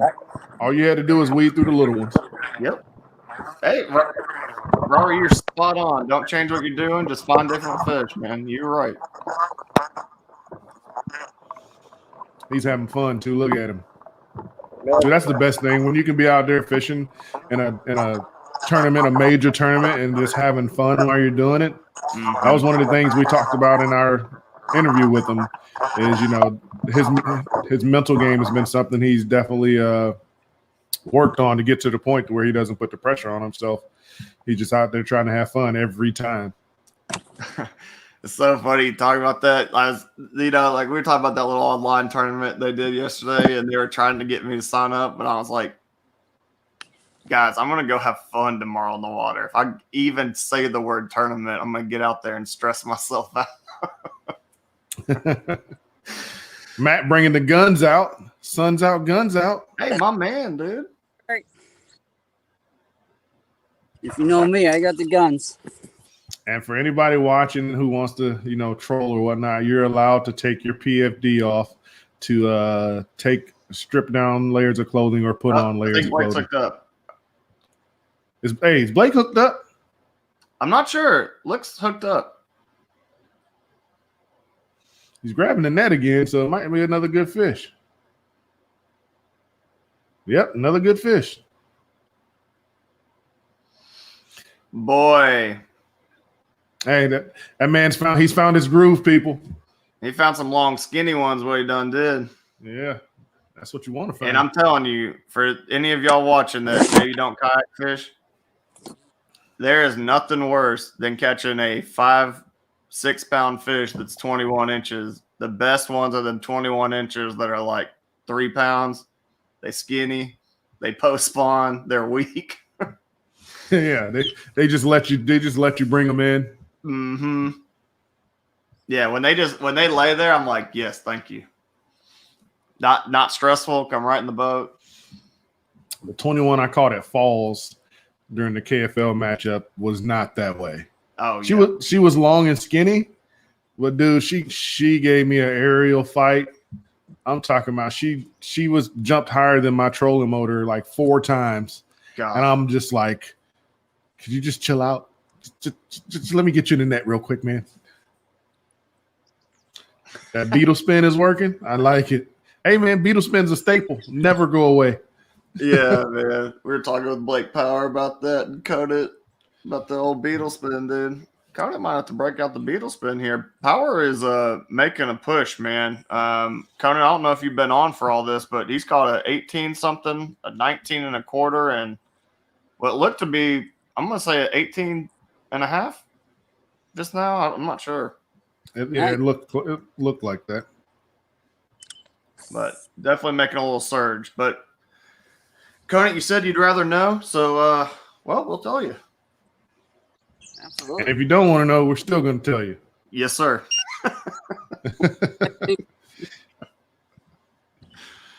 Oh God. Hey, won't you give a shout out to our sponsors, Blake? Oh, absolutely.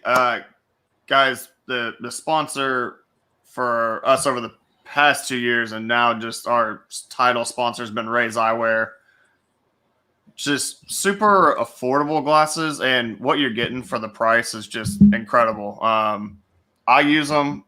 No, Robert uses them. Matt Conant's using them. We've got tons of guys that have gotten out there that fish and test this product. I've had mine for 3 or 4 months now, man. They just work. They just work. They're great polarization, and Yep. they got so many different models, like sport models. They got ones for fishing, golf, overlays. If you wear prescription glasses, go check them out. RaysEyewear.com. If you got any questions or you want to know what style we use or anything like that, hit us up, man. Hey, yeah, there you go. Blake Power also rocking the Rays, man. Blake, what you go?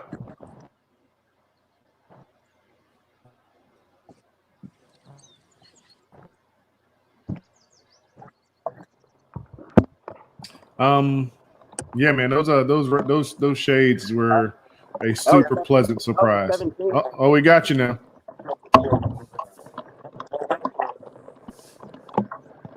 I didn't hear. I thought you said 17. Yeah, I think he said 17. You said that fish was 17 inches, Blake? Yeah, I think there's about 17. Oh, that's a 3-pounder there. That's a 3-pounder? 3-pounder. Yeah, I'm familiar with those. That's all I catch. Man, hard thing I'm having trouble with right now is my phone is so wet from the rain that my touchscreen don't want to work. Oh, Yep. God, Yeah, I know about that. Man, I took a time lapse and I couldn't get it to swipe over. Finally got the picture of that last one, but Well, Blake, man, we'll tell you, man. If you have to, man, you can take a break from here until the rain chills out, so you can get your fish submitted. Absolutely. well, I like being on here. We like having you on. We like having you on, man. Catching fish. Yeah, we'll stay on here, and I'll submit them after a while if it clears up. The suspense is killing me. Jim Olivier says, I find your comment about stress interesting. I do not believe there's much difference in stress. If I go fishing, I'm looking to hammer them, whether it's for fun or sport. Well, it's not about intent, man. Like, I always want to hammer down on them. But they're like, I'm human. So when I'm in a tournament and there's 2 hours left and you hook up your 5th fish or it's a big fish, like there is some added level of stress to that, man. I mean, and it's like I can't help it, man. Like it just feels stressful when it's in a tournament. I mean, I lost the 22-inch fish yesterday, and I just laughed about it because I was having a good day, it's fun, and it wasn't a tournament. But even with the day I had yesterday, if I'd lost that one in a tournament, oh my God, I would have exploded. That makes me so mad, man. I can't stay. Oh, hey, is Blake hooked up? Is Blake hooked up? Woo! Oh, Come on, baby. I'm getting excited now. Yeah, I don't blame you. I would be too. Blake is on them, boys. They're smoking that crankbait. It's just a shallow runner. Look at Yeah, them what's about the skies. crankbait you're throwing? Was that a 1.5?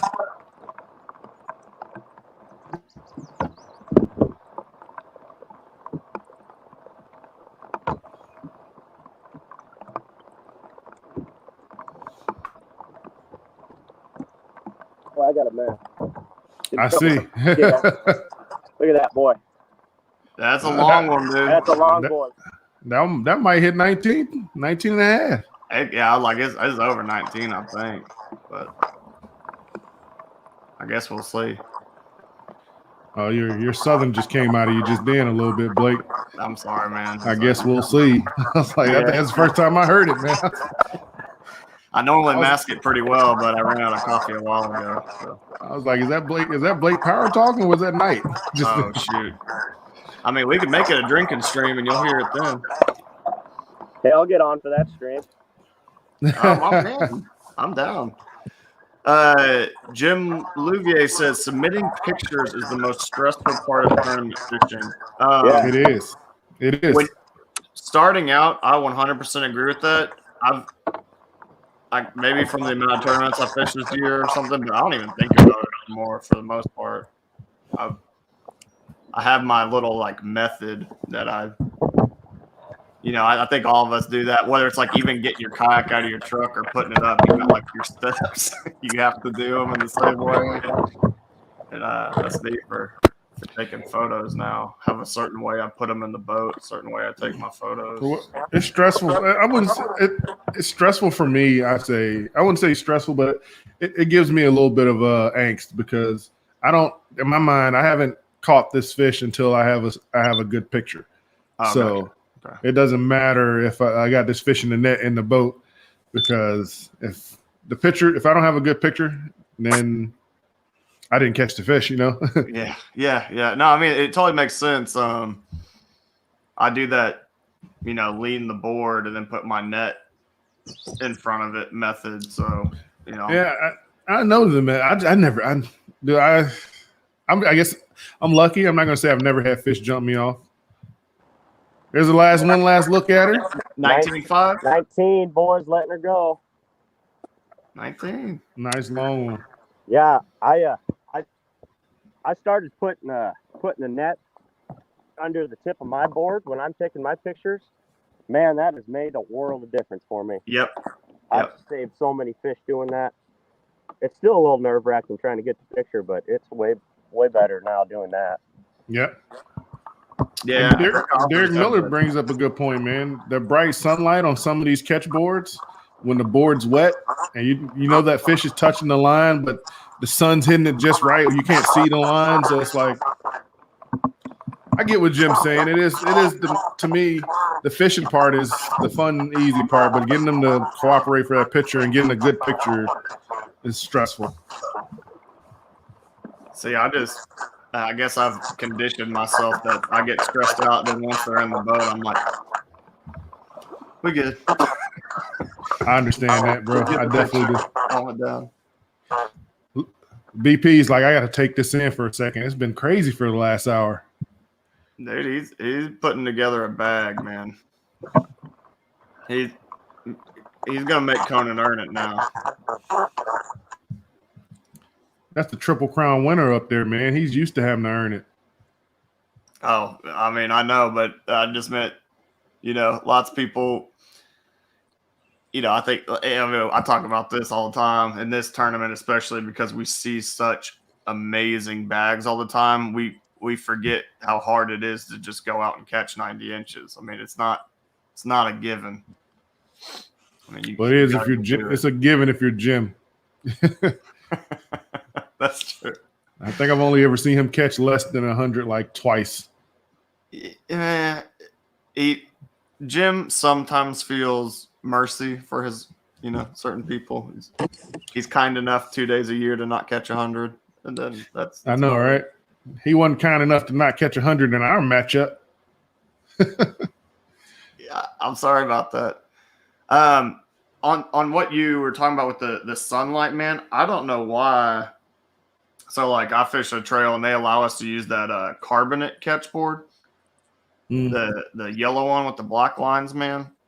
When I judge photos, that is the easiest, hands down, clearest picture anything. Really? Oh yeah. Those metal catch boards, man, golly.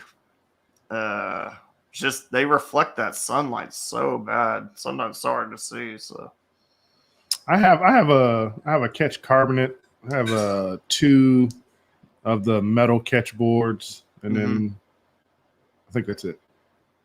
Maybe I got 3 of the metal catch boards. I don't know. Like during this last bracket, Miller's submitting me fish with like I guess what I would call guesstimates. He's like, it's so sunny out, I can't see my phone, and I can't tell how long they are in the pictures on the board. So he's just submitting me like 22 question mark. And like, I was like, yeah, I mean, thankfully when we judge, we have the tools that we can zoom in and all that. Yeah, so. yeah. What's up, Blake? I think Blake's giving us a breakdown. Oh, is he? Go ahead, Blake. I'm sorry, man. We had you muted. Just moved my phone. I think I'm going to paddle over to a spot over here where I usually get a little better signal, and I'm going to see if I can submit some fish.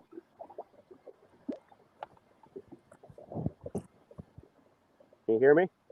Yeah, we heard you. We heard you, man. You moving to see if you can submit those fish? Yeah, so I'll probably jump up here for just a few minutes and see if I can get some fish on the board. Roger I that, can't man. believe you're leaving those fish while they're biting right now, man. He's letting them rest. He's gonna let them rest and come back to him. Yeah, I got it. I got to see some. I got to see some of these on the board. They make sure my phone's doing right. Yeah, Gotcha. understood, man. Well, you can submit those, and Robert and I can have a look at them, and we'll make sure they're good to go. What board do you use, Matt?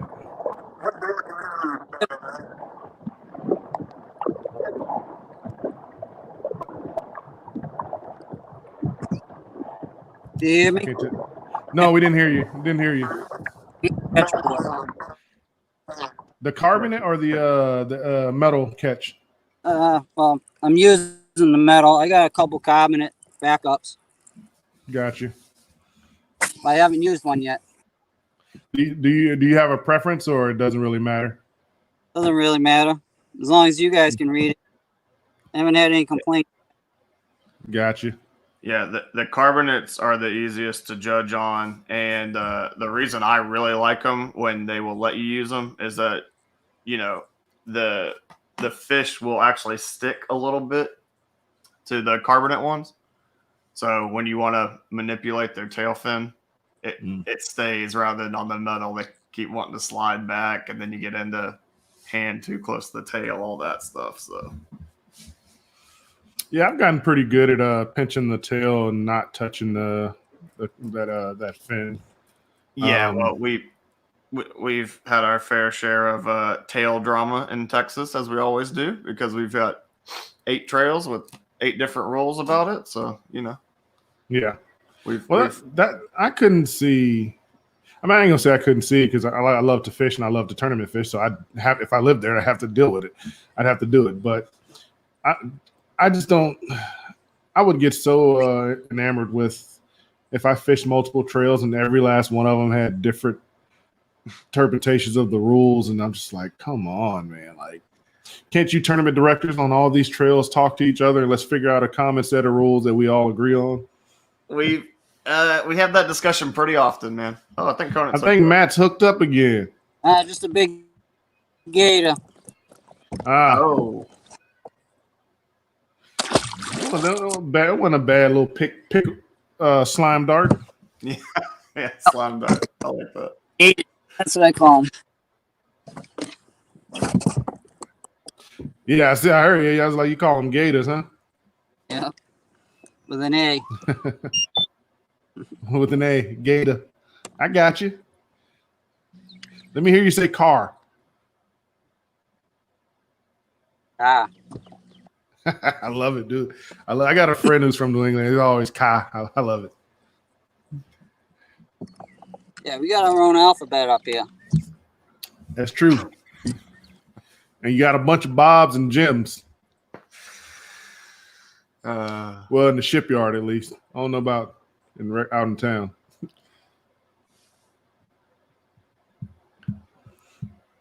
But I forgot what we were talking about, man. Yeah, I mean, Oh no, the old Jim. yeah. The old gym, man. Bunch of gyms. Yeah, I don't know, man. Texas is huge. It's probably why y'all got so many trails, so many good lakes there. But I just come on, that for us fishermen's sake, tournament directors, y'all talk to each other and work it out. Let's just be friends, become friends, and get a standard rule set for all of them. Yeah, we like that, but yeah, I mean, we had a deal this year where a guy went and fished a local trail with a metal catch board, and they only allowed the carbonate, so he got every one of his fish DQ'd. Yeah, and that's the only problem. Not the only problem, but that's the problem. Is like if you don't, especially like I mean, it's gonna detour newer people because Yeah, they're gonna be like, I fished this other one. Hey man, I heard good things about this, so I'm gonna go fish you guys, and then you're gonna fish that, and then every one of their fish is gonna be denied because you're gonna be like, well, the other trail allowed it, and like, well, we're not them, and it's like, all right, it's definitely the problem. Matt, your fish looks good. Came through. Yep, did. All right. Hey, Matt, Jeremy Baker wants you to say he's gonna take his car to the bar and not that far. I'll say when I meet up with him in the finals. How about that? Ooh, get there, Jeremy. I was like, y'all making my boy do circus tricks here. He's out here fishing a. His circus tricks he's gonna do is he's about to throw up 95 plus inches soon. That's right. Bobby Big Gun Morin, good morning, man. Good morning, fishing family. I'm watching as I leave Virginia and route back to Florida. Travel safe, man. Travel safe. I don't know how you're gonna travel safe if you're watching this, Bobby. Put your phone down. It's illegal in Virginia now. I was gonna say you might have to do audio only. Maybe take a quick glance if we say something like, "Is Blake Power hooked up?" or "Is Matt Conant hooked up?" Because it's 100%. Matt's like I'll let Blake have his 2 hours of being hooked up because after 10 hits, it's gonna be 18 after 19 after 20. I'm waiting.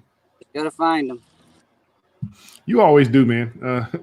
There's guys in this country. It doesn't matter if you're having a slow day or not. You're just like they're gonna find the fish. They're gonna get on them. That's what you think every time. They're gonna get them. Ooh, sorry, because they normally do. They normally catch them. I want to get out to fish Clear Lake. You ever fish Clear Lake, Matt? No. I fished Diamond Valley out in California one time. That was it. Yeah, I want to get out to fish Clear Lake in the Delta. Yeah, I was like, I'd rather fish the Delta. That looks fun.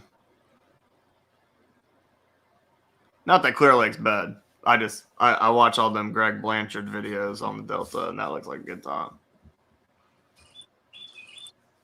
I think every kayak angler has seen a Greg Blanchard video. Dude's been doing videos for about 7-8 years. It's been a long time, man, but I appreciate the content, you know. Yeah. He puts the time in on the water and he puts the time in on his editing. Yeah, that's the biggest thing, right? You know, like I love just talking to the camera because I don't know how many kayak videos I've had to watch of some guy's 5-minute clip of blaring country music and him catching a 14-inch fish. So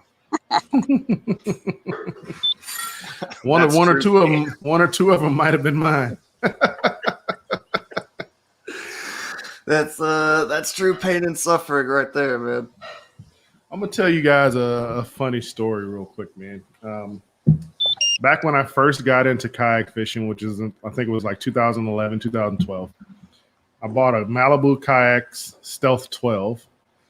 But what was funny about it is at the time, what I drove was a Chrysler 300, and it was a Chrysler 300 with 22. I was a young guy. All right, I was young and dumb. I had a Chrysler 300 with 22-inch rims, tinted windows, the big sound system in it, and the looks I would get when we pull up to the red light, and I'm blaring my rap music, and I got a kayak on the roof. I'm telling you, how many people like at the red light would take out their phones and start taking pictures or recording me? Like, look at the ribs, look at the car, look at the guide, and look what's on his roof. Hey man, fishing's universal, man. It doesn't matter what your race, color, shape, or creed is, man. Oh yeah, that's the best part about this sport, man. All of that. When I was out there fishing yesterday and had these boys in like I don't even know what you call them little boats. You like see them at Academy? They're like the plastic squares. John boat. Yeah, the little Johnnies. I guess the John boat, not a 10-minute though, but they were out there fishing. And I caught one. I was like, "Hey guys, can I get a picture?" And they are so interested in the kayak, man. I'm amazed how often I'm out on the water and there's guys, asking me about, "You actually catch fish in that thing?" Or that would be a lot of work paddling around. And I'm like, "Well, I'm not really paddling, man."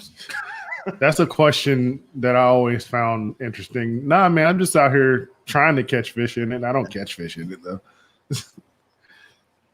But no, I absolutely agree with you, man. I don't know how many times, because like I'm a big dude. I'm like I've said it a couple of times. I'm literally 6'1", 6'2", 270 pounds, and I have a bona fide. And dude, for a guy my size, I'm pretty nimble on it, I guess you could say. Dude, when I'm launching, I just jump right in it, standing up and take off. And people are just so like, you can stand in that thing? Like, I try to tell you, hey, technology's come a long way, people.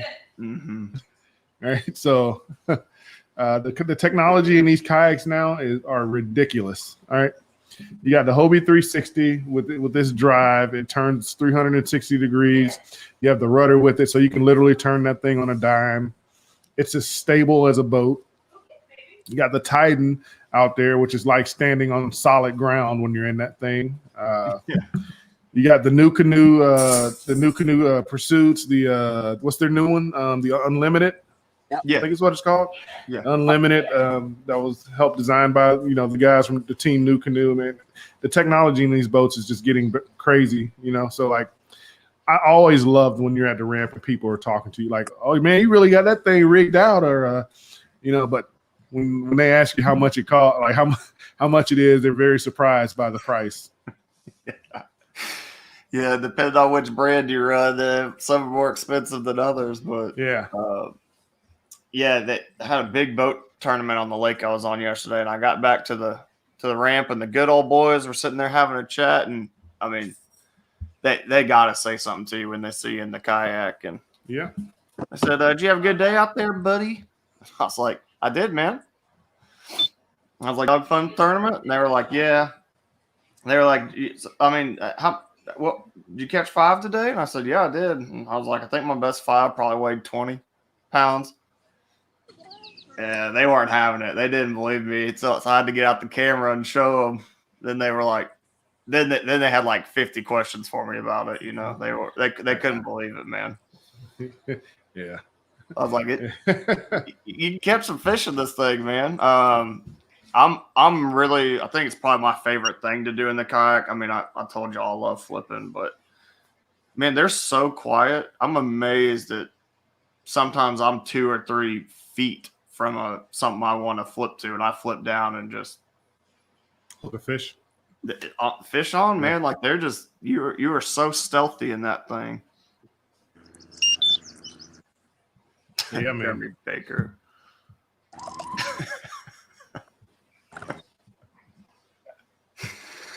I wish I could have seen that, Jeremy. I mean, unless that was that rental car you had a while back, because that was a good look, my man. But I thought you had a trailer for that. I love the comments you get when, man, you got more technology in that thing than I got in my boat. Mm-hmm. In my actual boat. I'm like, all right. I don't know how to respond to that, but Yeah, cool. Thank you. Thanks. Yeah. Or the ones, why don't you just get a boat? You could get a boat with that money. I'm like, I didn't want a boat, man. Like, yeah. You have to understand, people are, like, we are grown men and women. We spend our money on what we want to spend our money on. Mm-hmm. So if we want to buy a boat, we'll go buy a boat. Want to spend our money on a kayak? We'll spend our money on the kayak because it's something that interests us. To be fair, nothing against boats, because I have a ton of fun fishing out of boats. I mean, I got a buddy I go with all the time, but for me personally, man, I just generally catch better fish in the kayak. I don't know what that is. Maybe that's a kayaker thing to say, but I think it's because when you're in the boat, you have the ability to make 10 casts, don't get a bite. You can move somewhere else completely different. So you do it. Mm-hmm. I noticed when I stopped paddling my Bonafide and actually put a motor on it, I moved more than obviously now with the motor than I did when I was just paddling. It's when you have that ability to move more, you're gonna do it more. But like us in kayaks, even with a motor, you're not gonna pick up and relocate, to the north end of the lake and be there in 20 minutes. All so right. you spend more time actually breaking the area down, working that area, figuring it out. That's my opinion. I think that's why you catch better fish when you're in a kayak. Sounds good. I'm in. Sign me up for that. Because I can truly believe that, because when I fish in my buddy's boat, that's about how he runs and guns. We pull up, 3 or 4 casts, maybe switch baits, don't get bit. Let's move. Now, it's a little bit different for those guys who fish ledges, though. I've noticed those guys who fish ledges are actually work those ledges. Oh, yeah. Sorry, I was laughing at Jeremy Baker sent me a picture of the Jetta. Yeah, his like red Skittle Jetta with a kayak on top. It's one of the most manly looking things I've seen. And if I had a reliable way to get it up on the screen for y'all, I'd let you see. I'm not that good with the technology, and I'm afraid I'd show y'all something that you don't want to see. So let's see. It looks like Blake Powers fish are coming in now. Oh, yeah. Ooh, you got some good ones.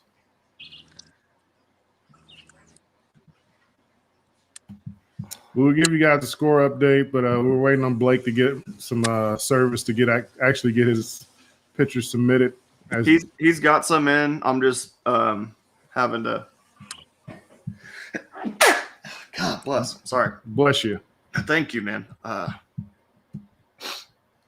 got allergies going on bad this morning, man.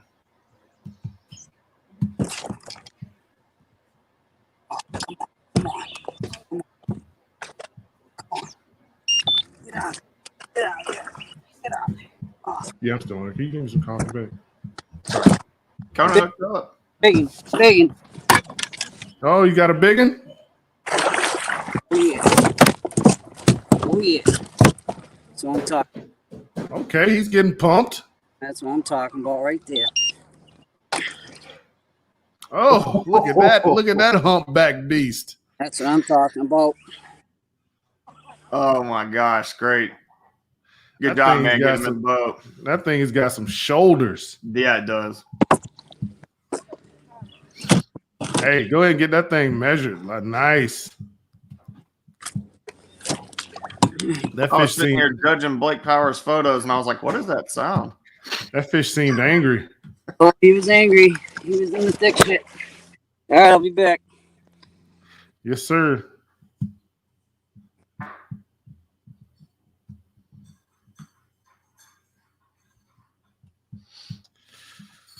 Oh, I'm sitting here trying to find a picture for you guys. I don't have a really good picture.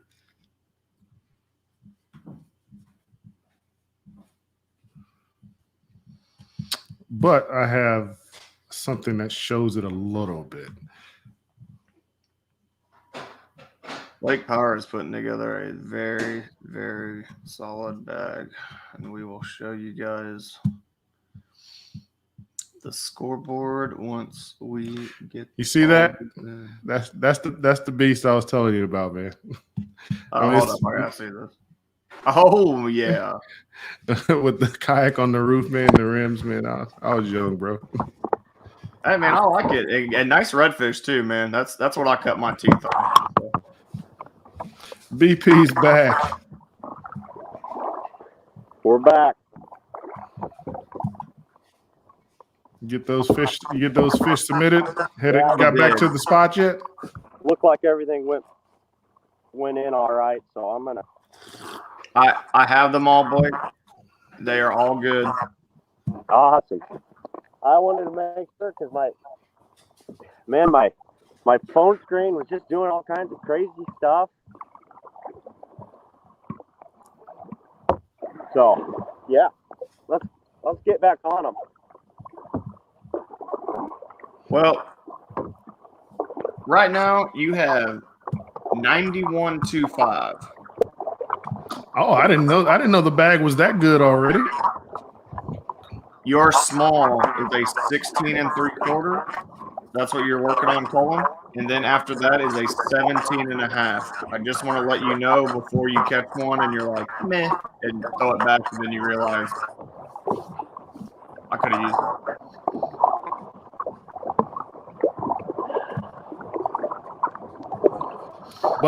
But your opponent did just catch a tank. Yeah. So he's not going away. So keep pushing, man. Oh yeah, I'm pushing. I get back over to this spot. And keep after him. I got an alarm set for 4, man. I'm going to the dinner bell. Going to the dinner bell. I like it. Yeah, you don't sleep on Conant. No, man, you can't be after what he just put in the boat, man. You need to pedal down. That is a chunky 19 1/4 you got there. Mm-hmm.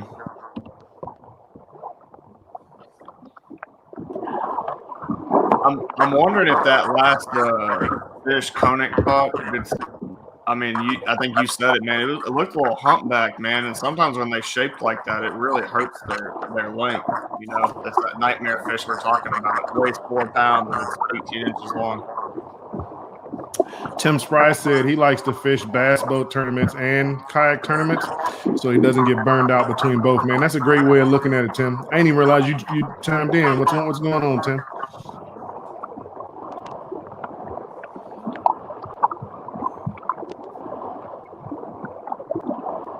Dude, look at that man work, man. He's huffing it. I'm getting pretty windy just watching it. Kayak strong right there. My man. It's got good form too. Actually knows how to paddle.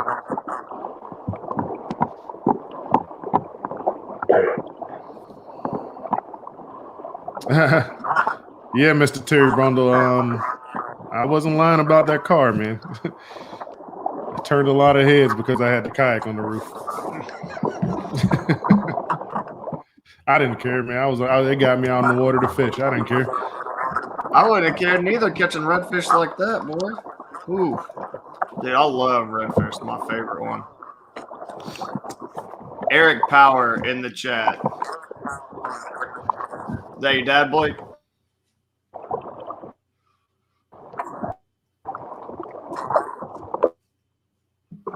I don't know if he was using son as like that you are his son, or if that was like a southern. Yeah, that's Pops. That's what he just said. It was my father. Hey, your dad just put it out there. You got to keep grinding, so no slacking off. Derek Miller, firsthand experience. And guys, this might get good over here. That's he's back paddling. I can't tell anymore.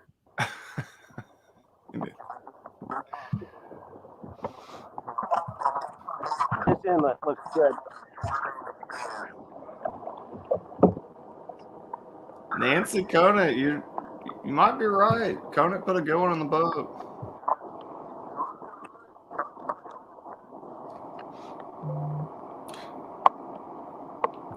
Yeah, he did put a good one in the boat. I'm waiting to see what she measures. Yeah. Dude, look at this craziness from Tim Spry. They're weighing 8 fish in boat tournaments up in Maine. What is that?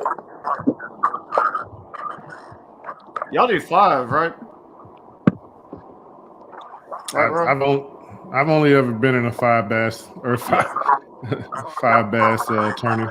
Well, actually, I've done Wednesday nighters where it's top 3 bass. But Yeah, I was like, I've done 3 and 5. I ain't never heard of 8, man. That's nuts. Shoot, sometimes I can't catch 8 fish. I was just about to say that. I was like, I don't know how I feel about that. I don't know if I got any no strips. The way I fish, man, the way I fish is conducive to catching big fish, not numbers. I'm learning to catch to target numbers, learning how to do that better now.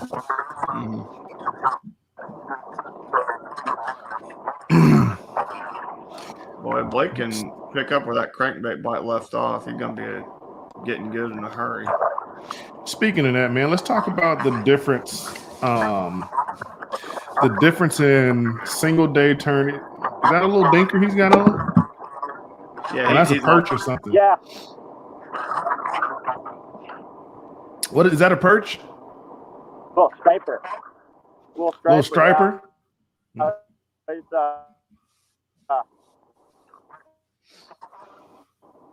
I'll probably hook a bunch of these suckers.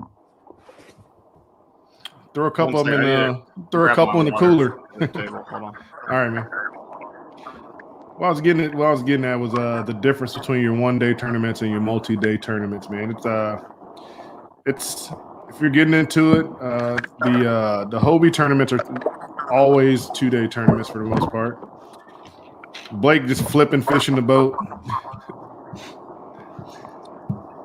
Dude, I don't even think his lure was in the water for another 30 seconds. That one gonna help you, Blake? What was I, 16 and a quarter? 16 and a half. Let me make sure about that. No, sorry, 16.75. Yeah. Hey, Matt, how big that one go, Matt? 23 quarter. Oh, 20 and 3/4. Nice.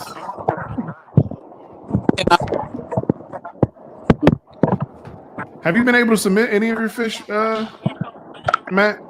Yeah, I submitted them. I'm checking them right now. That was a 16. Ain't gonna help. Didn't show me. Oh, I don't know why I don't see when I pull up the tournament. I don't even see Matt. I don't see Matt's fish. I think I'm gonna try to fix that. It's not going to the overall leaderboard, but I'll fix it. I went in there, off the thing, championship. You don't worry about it, Conant. You fish, man. You do what you do. Yeah. We'll take care of it, and we'll get this working. Rob, You do what you. buddy. Oh, that thing looks juicy, man. That's a custom jig, huh? Beast boat. Beast boat. Yeah. Your fish is good, Matt. All right, thank you. Yep. So you prefer doing those contrasting colors, vice matching the hatch on your trailers to your, or it doesn't matter, whatever's getting the bite. Yeah, well, this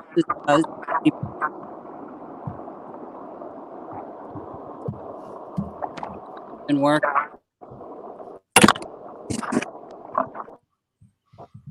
I'll change. That liquid mayhem, that's good stuff, bro. Oh, you didn't see that. Hey man, I got 3 tubes of that in my yak. Oh yeah, Rob Richards hooked me up with some of that stuff, and it's been lights out. Yeah, man, I'm a firm believer that scent helps. Oh, that hook was hung up on a limb, and he was just hanging there. Really? That big fish was just hanging there? Oh. I had one like that down at Seminole, but it was about 30 feet down. Really threw this into the center of a bush, so where it goes in, he's got to come out. Yeah. What is that, about a 7.3 rod? 7.3? New Corrallis rod, just got it yesterday in the mail. Rod made sure they got here in time today. For your jigs, you use an 8.1 or 7? I use one's a 7. I stick with the short rods on the kayak. Gotcha.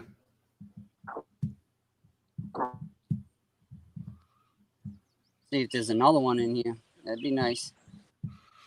20-pound fluoro? Yep. Oh. What was that notch you were tying? Palomar. Palomar? Yep.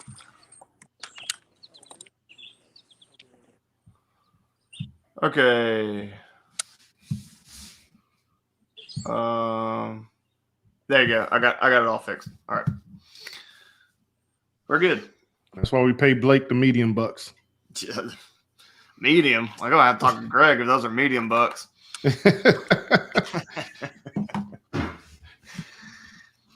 Our paycheck's the same. Yeah. Matt, everything's good with your fish. It was just a ticket issue on submitting it to your and Blake Powers' individual matchup leaderboard, so we can look at it here on screen. I just watched an 18th winning. What's the visibility like? How what, about 5 feet? 6 to 8. 6 to 8 feet. Robert, I think we were talking about multi-day tournaments, or I think we started that up twice now. I'm not sure we got talked about it.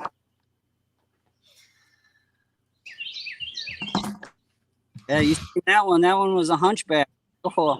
Yeah, that was a hunchback. Biggin. That had a straight back, it probably would have been a good 21 and a half. Yeah, man. So in your single day tournaments, you know, it's easy. You go out there, you're fishing for your five biggest bites. You can burn your spot down because you don't have to worry about, you know, having to come back and get more fish from it. The multi-day tournaments, you know, really two is like, you could probably put some pressure on your spots. 2-day tournaments, you could put pressure on your spots and come back to them and catch them the next day. But you get in those 3-day tournaments like the national championship and so on, man. It really pays fish management. Once you get past 1 day, fish management in general, it just pays to be able to manage your fish, not burn your spots, because you can't win a tournament on day one, but you can surely lose it on day one. Well, we actually talked to Mr. Triple Crown winner, Matt Conant, about that. And he said, hammer down on them. He said they ain't guaranteed tomorrow, so hammer them down. Well, the Triple Crown winner, him and Derek, both, they found a magical spot that was reloading like crazy. So they just hammered down on their spots every day in the same spot.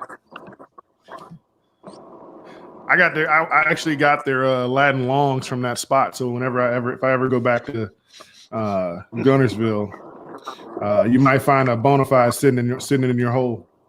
Oh, I'll see you there. Yeah. There. It's just another one for Blake. Another one. Is that another striper?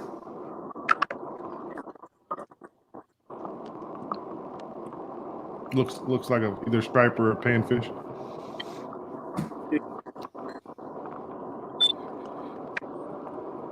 Yeah. Oh yeah. That little spot, that hole he's fishing, man, has some fish in it, don't it?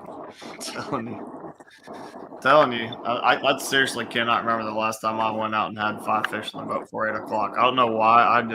My morning bite, save sometimes in the summer, is normally, I mean, what I did yesterday, aside from the overall inches, is pretty normal for me. I get out there, I catch like 1 fish, then I struggle for like 4 or 5 hours, then I start putting it together, and then the tournament ends, and I'm like, Need another hour. Need another hour. Yep. Yeah. Put myself under the gun way too often. I do not like it. Oh, we missed it. We forgot to say goodbye to our Pride Outdoor Network peoples. I also missed it, but it's okay because it's not goodbye. It's just we'll see them later. We'll see you later. And maybe they wanted to keep watching, and now they've come over to Facebook or YouTube or something like that. So Yeah, you're that's right. all right. That's all right. Do want to take a moment again to shout out to any people who have been joining us. What a huge thank you to our title sponsor, Ray's Eyewear. If you've not checked them out, I think all four of us here on screen right now use them. Guys, look, for the price, what Brian's got them priced out over there, you're not going to get better glasses, man. They've got every style, that you could want. They've even got some floating glasses. If you're a guy like me that always puts them on top of your hat when it's not sunny, then you hook set and they fly off the back into the water. So I had to pick me up a pair of floaters, and they float, and they're good glasses, man. I was using them yesterday, and made a big difference in targeting those fish that were just moving tiny little lily pads and stuff like that. So if you haven't checked them out, check them out. If you got questions about which ones you should get or which ones we like, hit us up, man. Yeah, man. Those Ray's Eyewear, those glasses are, above and beyond what I expected. You won't be disappointed. Not to mention, I don't know if you saw the new shirts they put out. Fire. I have not seen good. the new shirts. I need to take a look at that. I think you just updated that they got them back some in stock, but man, they look good. Big fan.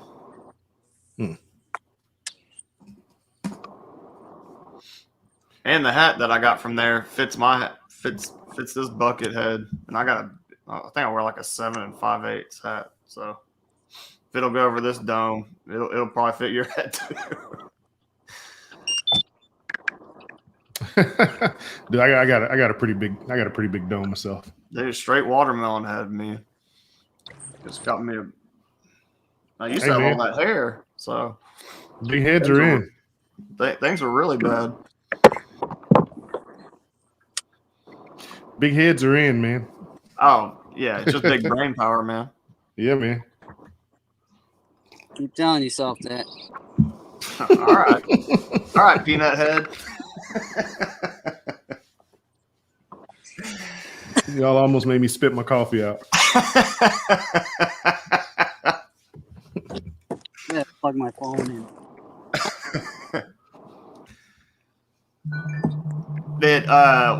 With Conant getting that bag there, man, that's one thing that I know I've achieved true kayak nerddom is I'm so interested in people's setups. Half the time, like I don't even care how their day of fishing went. I want to just like see how their boat's organized, what kind of tackle storage they're doing, all that kind of stuff.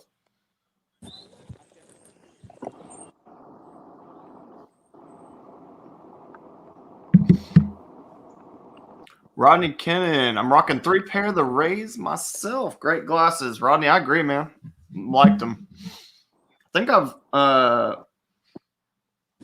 got 4 different styles and pairs right now, and just I wanted to get some, see what color lens I like the most, and all that. So, What color you like the most? In the lens, I actually like the amber, it's like the reddish amber color for our water down here. I was like, I'll have to get the actual name of the lens color, but that's the one I've been using that I like the most. The first ones I got were like more gray, and I actually like the reflective ones a little bit better. I've been running the red ones. Big fan or what? Like them? Yeah, absolutely. I'm hard.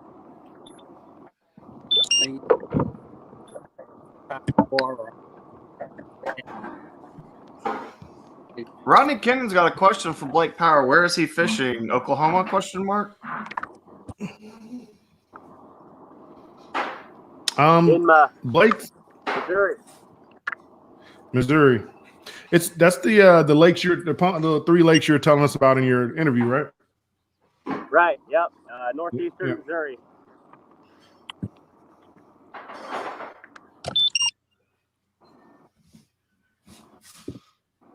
How far did he have to drive to get to his lake? Did you hear that, Blake? Oh, Blake's frozen right now. Yeah, hero shot.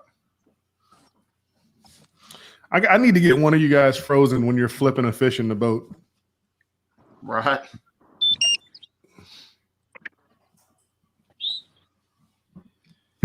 Yeah, Conant, the color I like is the red Z lens and then Yep. that black gloss frame. I think that's the same one you're rocking. Yep. In the Journeys. I was like, I can't remember what that red color is called. Yeah, the red Z. Yeah, these are the offshores.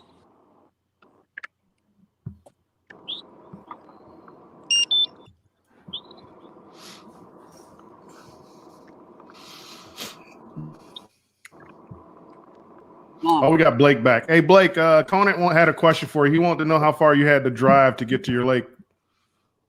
25 minutes. 25 minutes. Yeah, we're in the same boat. You had to take a trek though, right? I think your lake is like in the woods or something, correct? Yeah, 10, 15-minute walk in. I could not do that with my boat. Not at all. With how heavy my kayak naturally is and all the stuff I have in it, it's a total price probably weighs about 160 pounds. Just the kayak. Yeah, I can't. So pulling that thing even on the wheels for you talking about 10, 15 minutes, I'd be tired. That's why the new canoe's perfect for me. Yeah.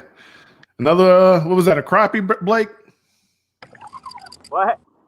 Was that one a crappie? Little striper hybrid things. Oh, okay. There's a bunch of them. Yeah, you did say you were going to catch a bunch of them when you got back over there. They're small enough. There might be some big old bass in here.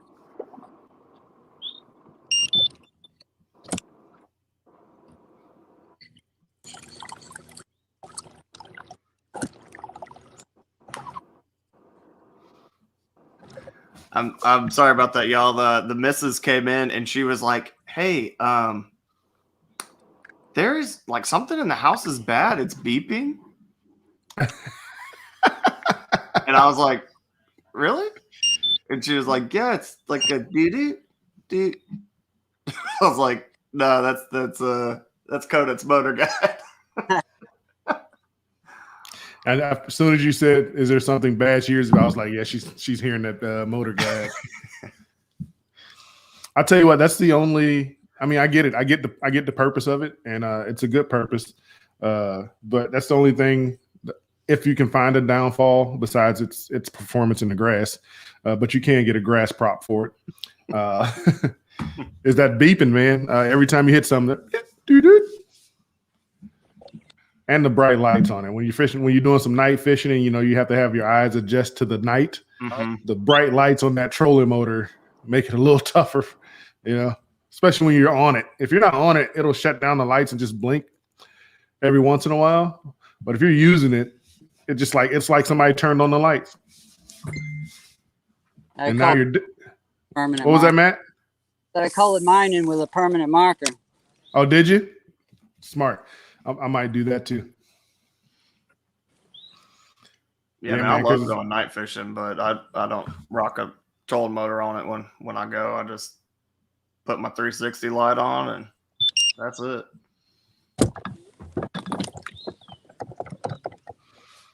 What he's doing there, that ain't for me, man. If I stand up in my seat, I'll promise you I'm going swimming.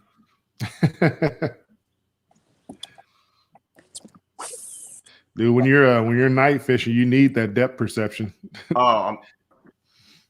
Yeah. When I take new people, I just tell them, like, don't be turning on your flashlight and stuff unless you really need it, because when your eyes actually adjust, it'll make a whole lot more fun for you. Look at that. Yeah.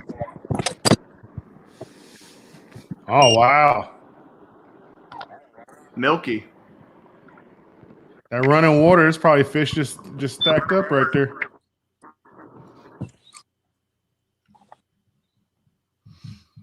Oxygenating that water right there. They're around. Rodney Kennan said his yakking gear go around 225. What kind of yak you got, Rodney? I think my boy Rodney got that that new one that's golly, I'm sorry. It's like colored like a bomb pop. It's pretty awesome. It's like the Patriot edition or something like that. It's like red, white, and blue kayak. You talking about Bonafide?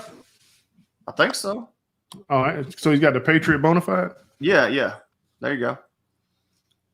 I'm sorry, man. I'm a Hobie guy. That's you know us Hobie types. We won't hold that against you. I appreciate it, man. Thank you. I was feeling pretty self-conscious about it.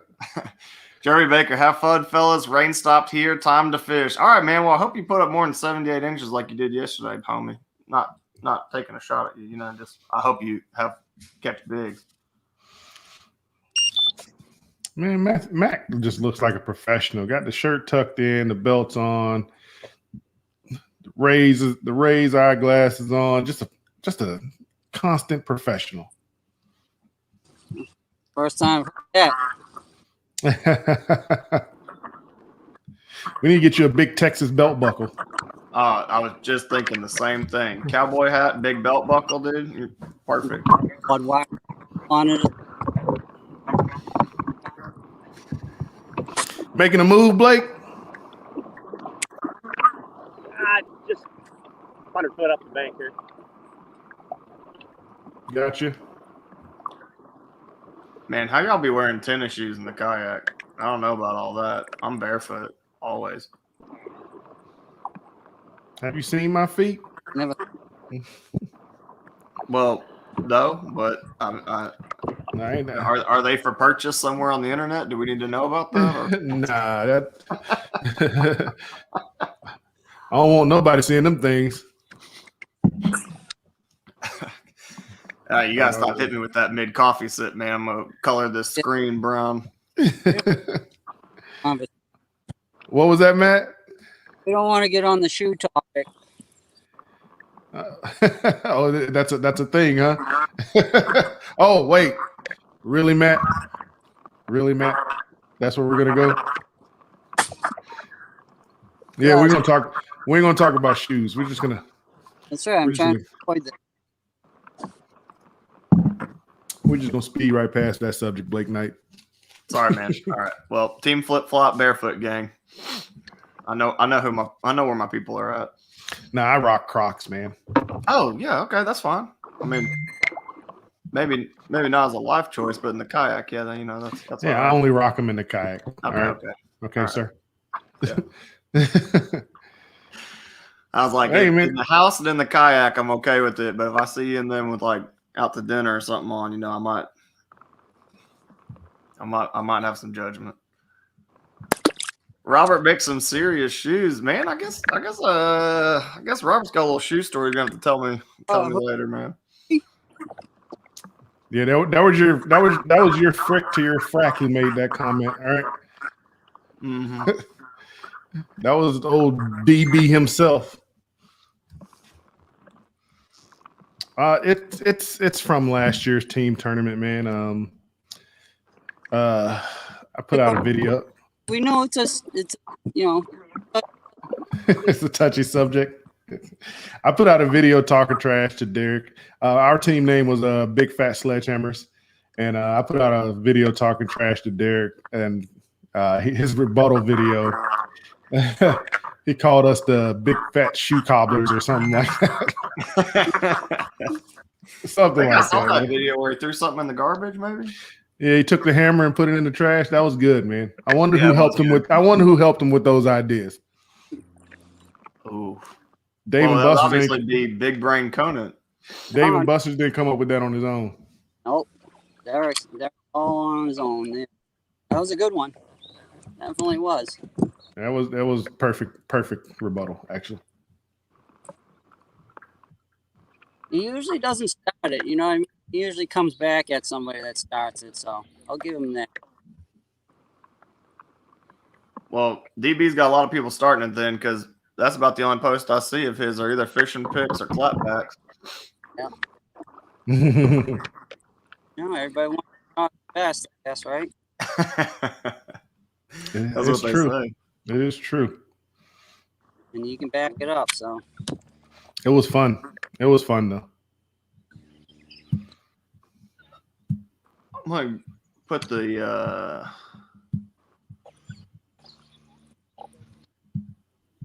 leaderboard up here. Take a look at that.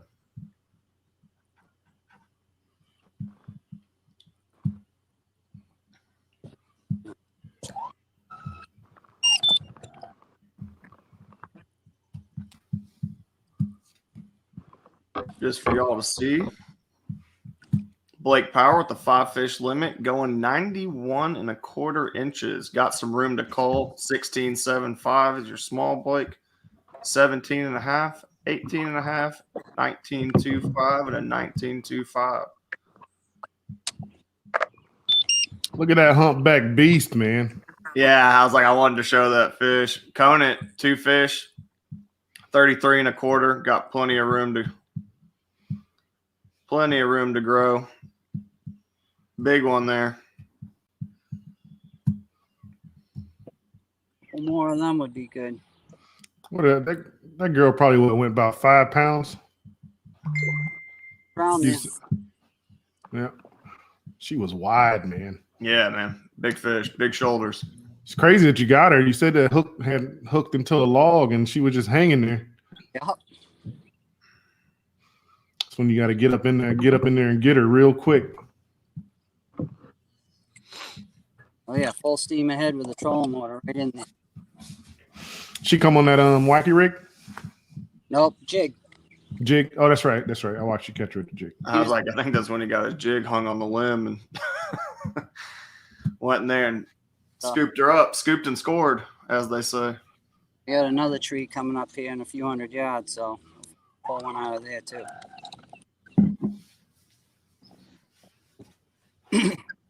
That one I missed earlier was another good one. That's where they've been super tight. Hey, from Greg, man. Hey, we're actually still up live on Pride, man. So Good. I'm glad. the Outdoor Glad they Network hang is out still with and, us. Watch this beautiful display that Matt Conant is putting on for us, flipping jigs into trees and pulling out 5-pounders.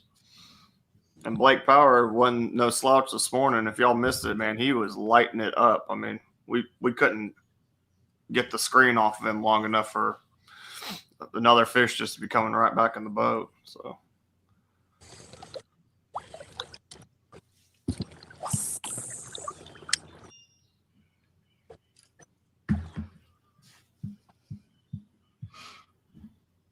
Got Mr. Conant on the big screen. He's used to it.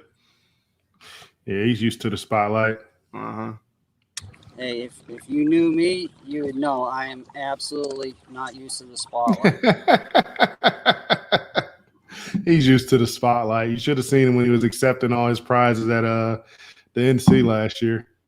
Yeah, with all 2 words I had to say. Yeah, man, all 2 of them.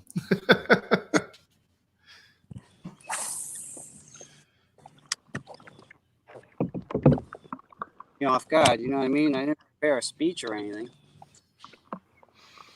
You had it prepared. You just didn't want to see. You didn't want everybody to know you knew you were going to win. He was trying to be unassuming. That was a good NC, man.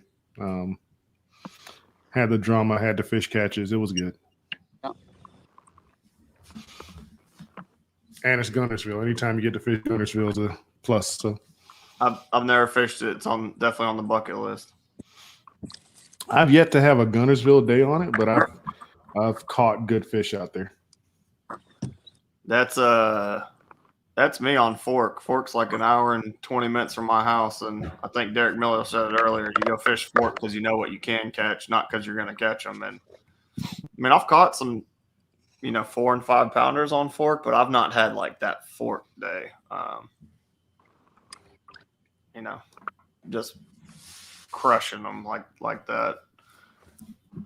But every time I've been out there, man, I've never had a space to myself. I'll say that. It's a crowded lake, man. Fun times. Get some pressures. Hey Matt, did you fish Kissimmee this year? Yep. Yeah, how was your time down there, man? Horrible. I don't remember how it rolled out, but did you have a good practice and a good tournament? First day of practice. First day of practice, you did what? 85 inches and 2. Oh, I was all excited, and then well, that's ugly right there. I was all excited, and then they just disappeared. And then I found them again at the end of Sunday. Until I had them dialed in for the 10. Cold front came in and got our whole bite down over there. yeah. The old cold fronts and the Florida strain bass. I mean, we were getting them off with the roof on them and the scatter dock, mashing them. Like I said, that cold front and just. Hey, Matt, Mike Schmitz wants you to know he sent the DM. Get ready to set that hook. Might as well just go right over that. I'm not going to use it on a small. Man, he's the man.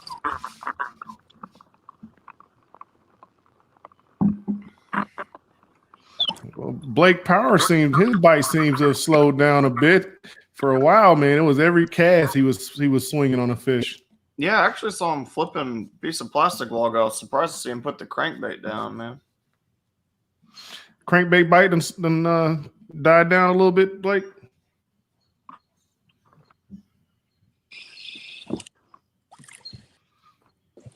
His service seems spotty. He might not be hearing us. Yeah, I was like, I know that spot he's fishing's got some spotty service, but we appreciate him trying to get on. And oh, there we go. Back for a little bit. Blake, if you got time, can you talk to us about your bite? If you can hear us. Yeah, I can hear you. Yeah, man, I'm running shallow square bill here, and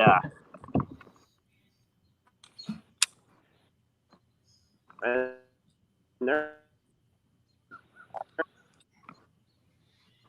just up the way where there's a bunch of water just flowing in, and that's where I was. Square bill, shallow, fishing flowing water is what I got. I mean, Moving water, square bill, shallow. Chartreuse white, maybe a sexy shad color. Yeah. You got it. Yep. Yeah, you are. I'm probably coming in and out a little bit, but it's enough that we put the pieces of the puzzle together. Detective Jigmaster was on it. He got the summary, and we're moving forward. Is that him loaded up? Well, since you asked that question, he's probably got one on. Yeah. If it turns sideways, he's hooked up. Oh yeah, he's hooked up. Yeah, you gotta be. I was like, we may be freeze framing it here. Or he's hooked up with a tree pounder. Oh, no. Come on, man. After that build up, Blake. And got him. Hey, that wasn't got him. Straight to the face right there. Oh, no, man. Feels bad. It feels bad. Connor, are you getting close to that tree? Yeah, I'm pulling up on it now. I'm just getting mentally prepared. Yeah, I was just about to say let's go ahead and get I him. like chasing it. We're gonna put your big screen in anticipation of you hooking up on this tree. All right. He's like, all right, I'll catch one now.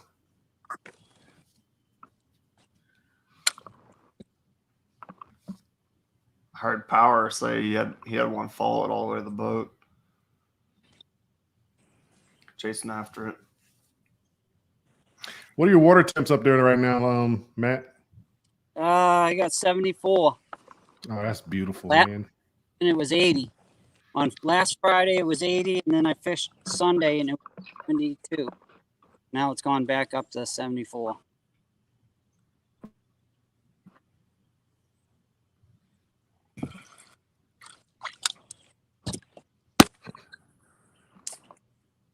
Now with that water clarity, are you sight fishing? Are you seeing them in the trees and fishing for them, or? No, I can't see them in the trees, but I'm catching them if they're cruising down along the bank. I can see them if they're doing that, Gotcha. which they've been doing lately.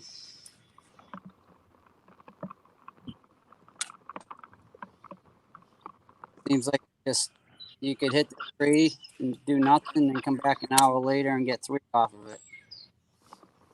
Matter of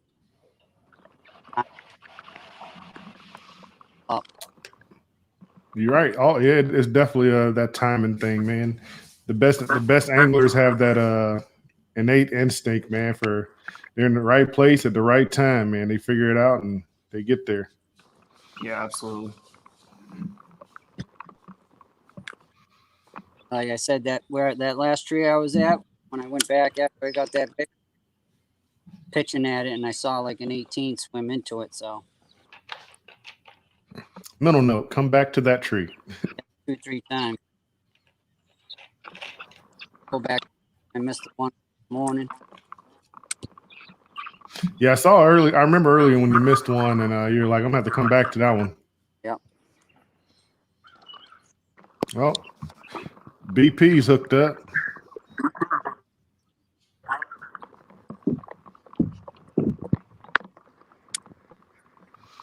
Little guy.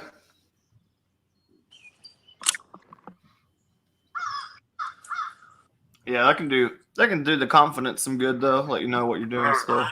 Getting in the fire. I think he's trying to show the camera, but he's frozen, so I don't know. Keep them coming, BP. The size will come back.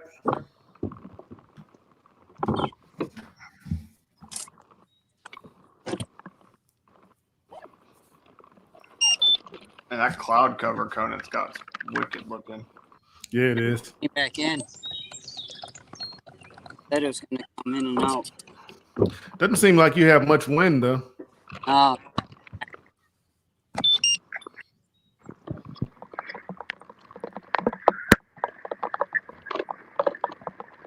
Yeah, Rodney, we were talking about that earlier, man. You know what Louisiana has to offer in terms of flipping target, man. And I mean, I love Caddo for that reason. I've only got to fish there the one time, but man, I had a good time on that lake.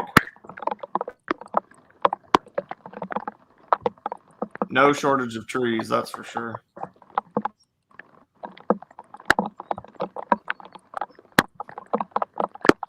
Sounds like the rain started back up for Blake. Mm-hmm.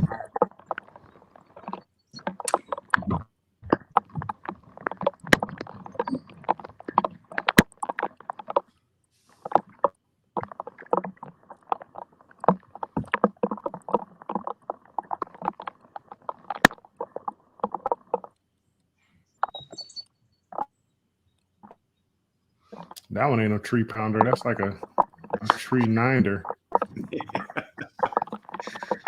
It's pulling his whole boat.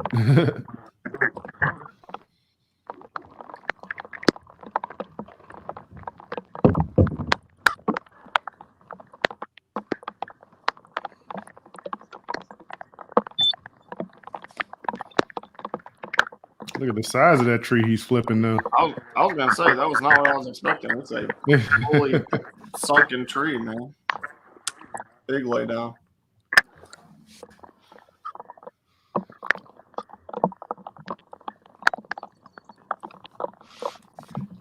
So what's the game plan? What is it? Certain area, Matt, that you're looking at 10 o'clock the bike's going to turn on, or is it just a certain?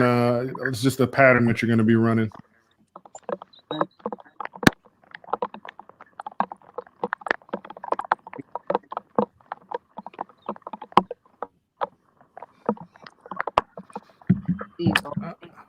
And then turn on around 2 o'clock, and then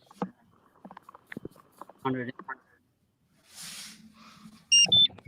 Is this the lake you like to fish that has that deep cranking spot behind some island that you catch them good on? Yep. Yeah. Okay. So we're gonna see some deep cranking later on. No, I'll probably go throw a shaky head out there or something. Gotcha. I was like giving away the juice, Robert. I mean, this is a lake hidden in the forest of Massachusetts. I don't know if anybody's gonna find it. I remember Derek. I think it was during the team tournament last year. Derek was saying where Matt was doing cranking behind this island. He was like, he's gonna get some bigs there. And sure enough, he did.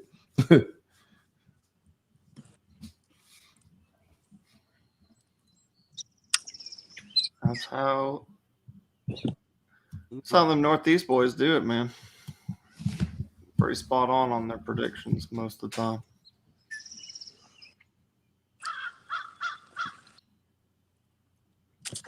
Matt's coming up on that 10 o'clock bite window, man. Looking forward to that. Yep. In case you're just joining us, we're here in the final. Last two anglers standing. Matt Conant sitting at 33 1/4 inch. Got 2 fish on the board. And Blake Power with an early surge, 91 1/4 inch. 5 fish on the board. But Conant's been putting up mid to high 90s almost every week, except for the first week, but he's fishing a live event, so. A lot of day left. A lot of time left for him to Oh yeah. put him on the board.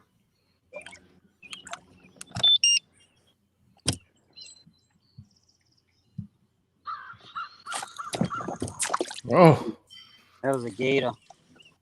Oh, the first time I heard him say that, man, I always think they got gators in Mass.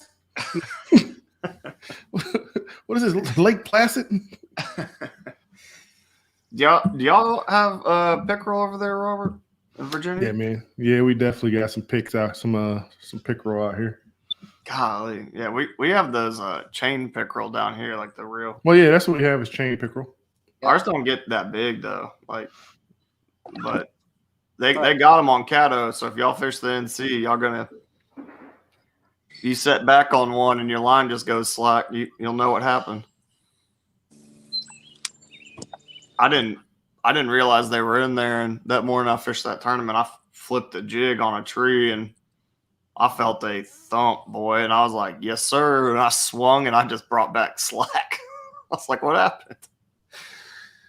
Got just retied and everything, and I was like, "Oh, that's weird." And got back to the ramp. A bunch of guys were like, "Man, I caught so many pickerel today," and I was like, "Oh, there you go. The more you know." Yeah, there's areas I think with we call them things, the ones that look like pickerel but a lot bigger and they're yellow, musky. Musky. There's musky in Virginia as well, man. I haven't caught one, but yeah, I've never caught a muskie or a pike. Yeah, isn't that the fish of 1,000 casts? That's what I'm they told. call it. All right, now 10,000 casts.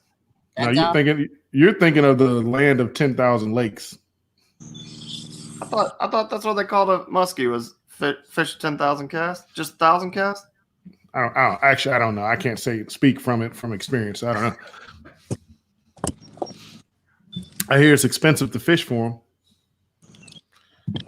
What the size of them baits you got to throw? It must be. Exactly. And the gear you got to have.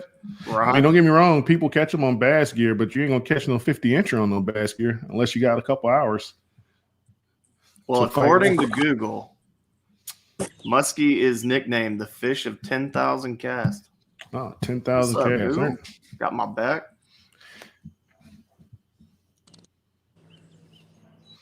Yeah, I'm okay if I got to make 10,000 casts to catch one fish. I'm all right.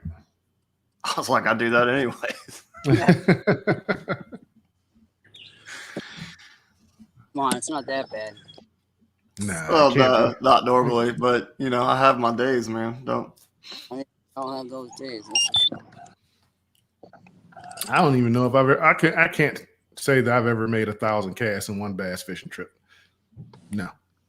Oh no, probably not. I mean, even when I'm flipping or going fast or something like that, I probably don't get near 1,000. Have you ever counted? I've counted before. Yeah. I've not counted, but you know, if I'm doing like one flip every 10 seconds and then do quick maths, don't know if I quite make it there. Plus moving and all that, you know. I mean, that's the big thing.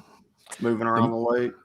The most I've made is about 250 casts, but that's, you know, with a lot of error in there, you know, maybe forgetting to count. Like, I think I made 5 casts in between the last time I counted. You know what I mean? Yep. I was going to say, I bet most tournaments I'm somewhere between 150 to 350, just depending on what I'm doing. I guarantee you, if you're throwing a jackhammer, you're doing more than that. I do throw that a lot, but I don't normally burn it back to the boat. I'll let it get down in that grass pretty good.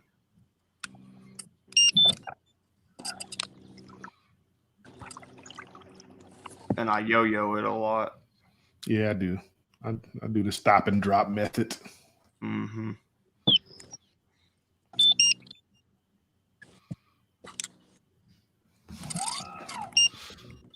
At least Matt's getting a little cloud cover now.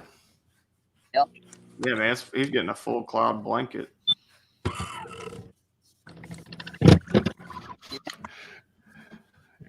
And he's introducing his motor to some laydowns too. That's what it sounds like. I don't remember what tournament it was, but it was DB, man. He was fishing for smallies, and all you heard was his motor chopping up rocks. He's like, "Oh, that was a rock. I think that one took a blade." Yeah, now, Matt, do you hit the water with extra props in the boat? No. No. No, not in the boat. I mean, I got one in the van, but not in the boat. Yeah, you got to do something pretty good to take a blade off your prop. You know what I mean? It's got to be damaged already.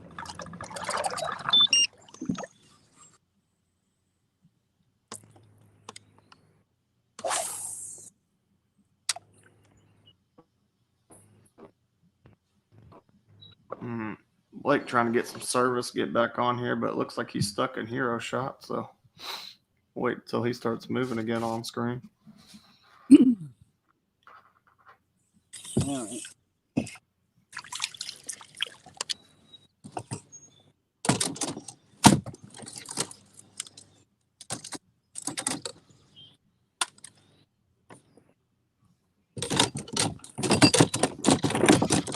Making a change?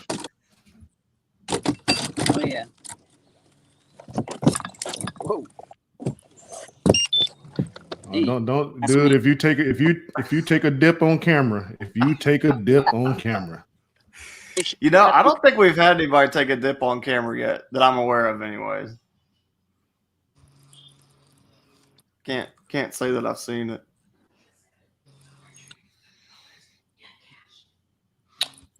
Up on the dresser. Jim Livier wants to know, so what happened to the hair? Well, I decided it was time for a cut. Got pretty hot. You know, I mean, you're in Texas, Jim. You understand. And yeah, we cut it all off, man. No more man bun. Sorry about it, man. I know a lot of people are hurt by it. I apologize. I'm glad I didn't have coffee in my mouth just then, man. Oh, bro. But yeah, we're walking the straight and narrow now, Jim. I'm reformed. Clean cut. For a while, anyways. May have to grow it back out. Didn't realize it meant so much to so many people. Conant, what have you switched? What's up? Said you got fans. Yeah. What have you switched up to, man? Looks like you're covering a little water with something there. Yeah, I'm just paralleling this first drop here. I'm just running a 1/2 ounce chatterbait. Seems like Half maybe ounce? the fish, the storm that came in here over the weekend. Yeah, that storm screwed things up for me yesterday. Sound like it screwed it up for a lot of people on that body of water. Dude, if you looked at the numbers from yesterday's KFL, it just across every game, it didn't seem like the fishing was all that great. Maybe that storm just screwed things up a little bit for everywhere. Like, I don't think anybody put up over 180 inches yesterday. Like, as a team. You know who did that? Who did that? Maulers. Oh, did you Maulers put up over 180? Maulers put up over 180 yesterday. Not by far, but they put up over 180.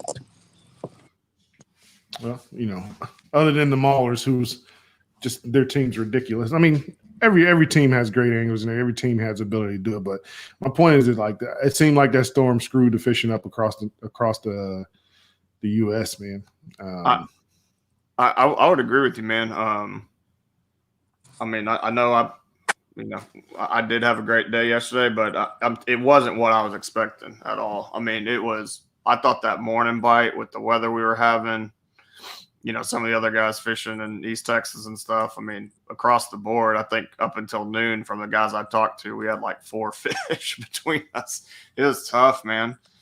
Like, the bite was certainly not as good as, you know, it definitely messed up, man. Agree with you. And I think KFL matchups reflected that kind of across the board. Another slime dart. Yep. Hit it on the sink. I thought that one was a bass. I rarely ever throw that 1/2 ounce chatterbait. I almost always throw the 3/8. Yeah, I'm mounting about 10 feet of water here. And probably about feet on the bottom. Yeah. Are you I need to. Sorry, go ahead. I need to invest in more 1/2 ounce chatterbaits because I'm fishing. Obviously, for me, I go deep for the summer for the most part, unless I find a good pattern shallow, and I hate having to with the 3/8 how you have to work to keep it in the strike zone down there. Yeah. So I definitely need to order more 1/2 ounce chatterbaits. That's definitely a thing, man. And probably something I should utilize a little more. But, man, our grass has been kind of rough with the freeze we had in Texas. I mean, like I went yesterday, it's normally got real good grass, and it's pretty nasty, man. Still a lot of dead grass, a lot of algae bloom, stuff like that. Was not nice and crispy. Well, for everybody just tuning in, we'll give you a score update right now in the championship. Blake Powers leading with 91 1/4 inches. Pretty good bag. He's got 2 19 1/4s, 18 1/2, and his smallest fish is a 16 3/4. So he's got room for upgrade. And we got Matthew Conant with 2 fish in the boat. A super nice 20 3/4, and a 12 1/2 for a total of 33 1/4. But like as we were saying earlier, man, it is early. It is way too way too early to call this thing. Who's going to win it? Who's going to lose it? So, Matt was saying earlier he was expecting his bite to turn on at 10 o'clock. Well, it just struck 10 o'clock. So we're going to see if Massachusetts stays strong in being able to call their bites as they always do. Hey, Jim, I appreciate it, my man. I finally took your advice and it worked. So it was that simple. Catch 5, then catch 100. So Matt, when you go out, how many rods do you normally take out on the water with you? Like 8. 8. All right. Is it like an even? Is it like an even spread between casters and spinning gear? Yeah, I got 5 casters and 3 spinning rods. Got you. I know you and Derek both are big on using that spinner rod for poppers and for jerk baits, right? Yep, absolutely. Yeah. I'm trying to get my confidence back up in the spinning rod. I don't even carry one. I think I have 2, and I always have one on the boat. My casting accuracy with the spinning rod is just not there yet. So I own 2. I just don't use them unless I'm gonna be skipping wacky worms under docks. It's about the only thing I'll really use it for. I need to get some personal lessons from the A team. Yeah, I was like, I think if I had clear water, I'd probably utilize it more, but yeah, probably no need. I've noticed it seems easier to fight a big fish on a spinning rod really? than it does a casting rod. Huh. Just because of the way the drag is on the spinning rod and the way the rod really does most of the work for you. I mean, I can definitely agree with that, man. A lot of times I don't like playing the fish out. I want to just grind them and get them in the boat, man. Yeah. I actually don't get me wrong. I have my drag set on my casting rods, but I don't even let my drag do the work. Usually if I'm fighting a bigger fish, I thumb it. Yeah. I hit that bell and let out line, just thumb it. Or I strip it with my other hand. Yeah, that's a pro move there, making sure your line doesn't bind down on itself. Oh, it looks like BP's back in the house. Yeah, I was waiting to make sure his service. No, he's still having spotty service, looks like. Yeah. Hey, I'm gonna step out for like 5 minutes to go use the restroom. Go ahead, man. I will be back. Stephen Bell says that's the reason I can't go to a bait caster. Every fish feels big on a spin rod. Nah, man, that's why I don't want those spinning rods, man. Where I'm throwing most of the time, I need backbone to pull on them.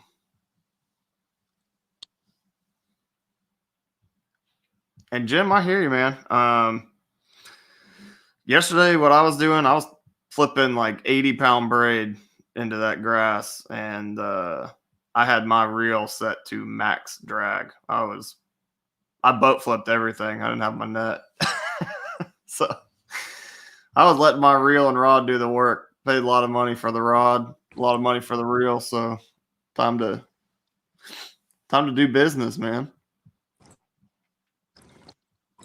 Conant, are you using all the Crotalus rods?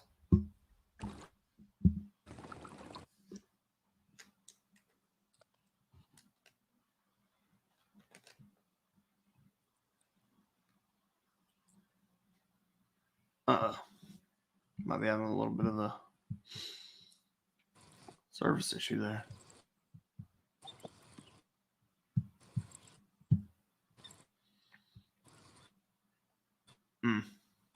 my boy Conant. Needing to get some service stuff. Guys, right quick, while we're waiting on Matt to get his service back on here, I want to say a quick shout out to Ray's Eyewear.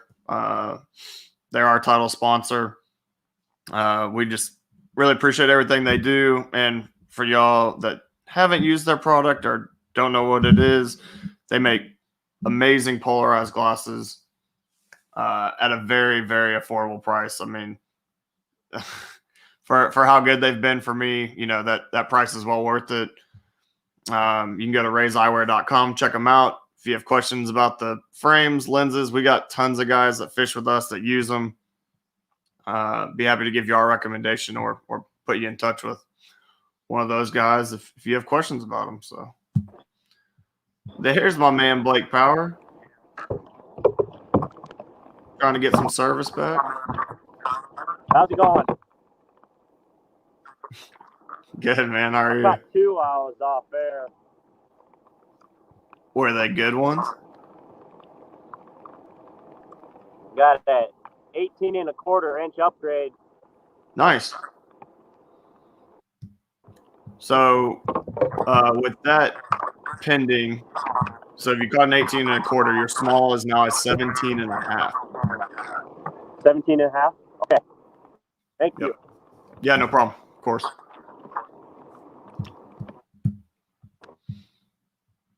And with, if you did get an 18.5, we'll save that until it's official. But good job, man. Did you catch them cranking? Were you flipping plastic?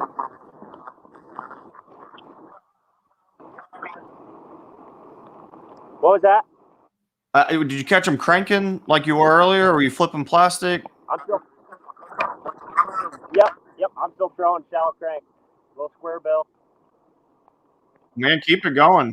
These steady upgrades are going to be important, man.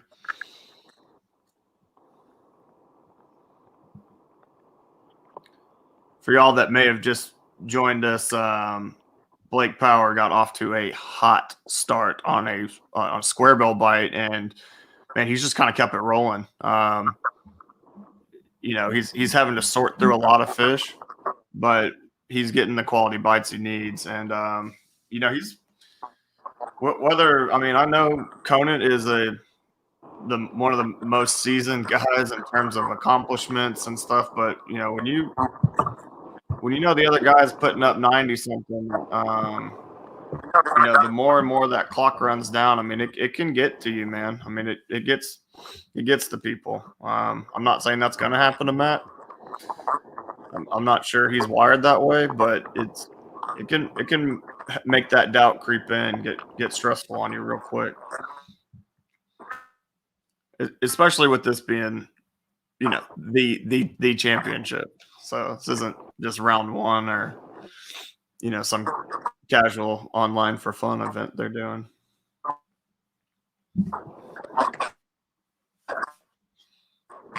And I mean, we talked about it earlier, you know, getting your first and fifth fish in the boat and then allowing yourself, you know, getting that pressure off you, allowing yourself time to call. You know, Blake took good advantage of that this morning, man. Got his limit in the boat quick and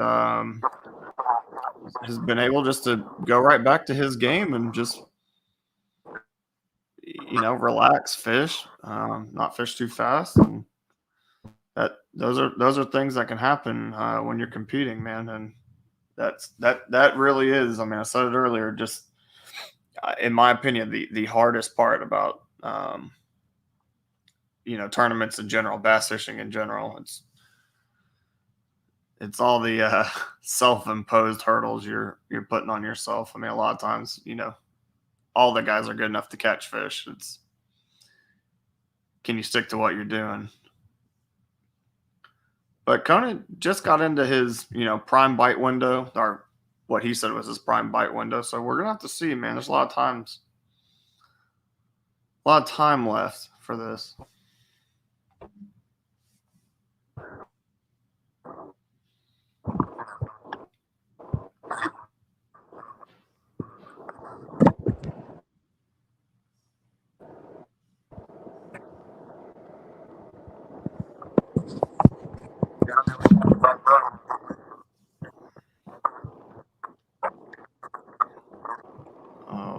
My boy Blake's struggling with the service a little bit, but okay, there we go. We're back.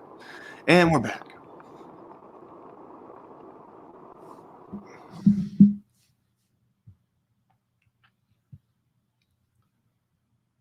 Oh, dear.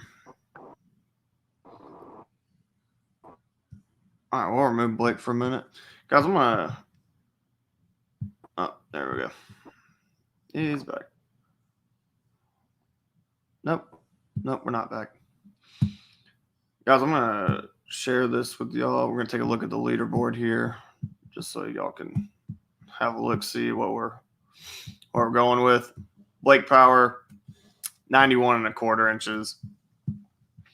See his best 5 there. Now, we do know he said he caught an 18.25. So this is obviously going to come up a little bit. Going to be in that 93 range. His small is now a 17.5. Then Conant has the kicker, man. These kickers are just like in any other bass tournament, man. So important.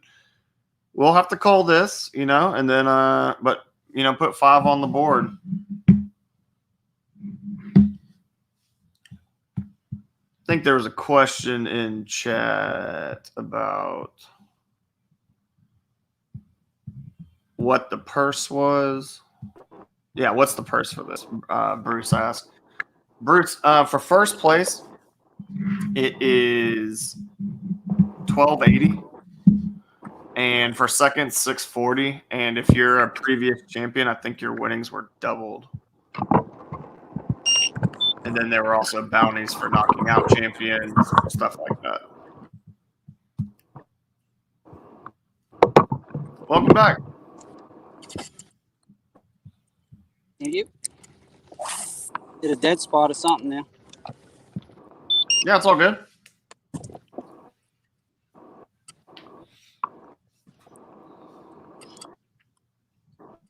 Blake Power let us know, Matt, that off camera he did catch 2 fish and one was an 18.25. That's going to bring him up to about 93.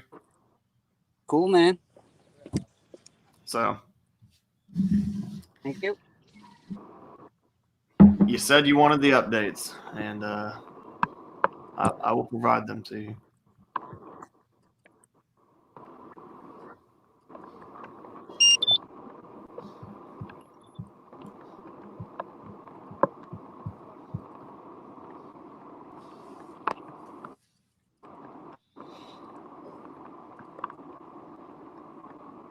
Man, both of y'all have wicked cloud cover. That is crazy right now.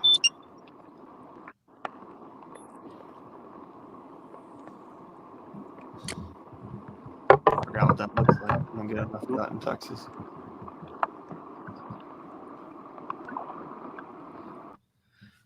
Matt, are you just still just doing the same thing you were doing, just kind of going down the banks looking for, wolf packs, roamers, stuff like that, with fan casting that piece of plastic around? I moved out to this point here, working around that.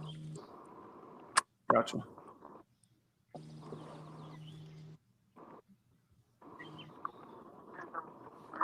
With are you throwing a shaky head? Yep. All this place is, I mean, they move around, so not you find them. I keep moving until I find a few. That's all.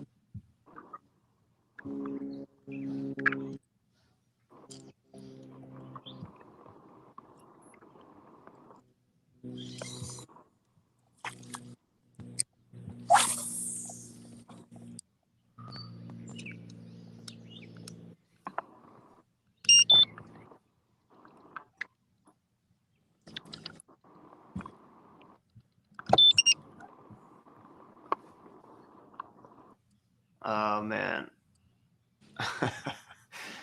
Blake Power, man. I don't know what's going on with your service, my dude. You had such good service this morning, man. Getting to see all those fish catches. Now we're just chop blocked. That's all good.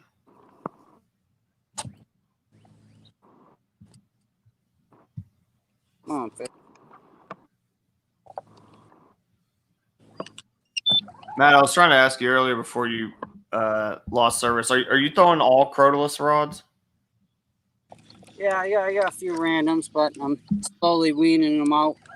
Mhm. Yeah, basically 80%. Just got a couple yesterday. Nice. And it makes a difference. I've never really fished with some like legit quality rods, and it makes a difference. It's a massive difference. I think I made the mistake of upgrading a lot of my reels before my rods, and Yeah. bought one nice rod, and I was like, wow, couldn't believe sensitivity difference, how heavy it is, or light in the case of nicer rods. Right.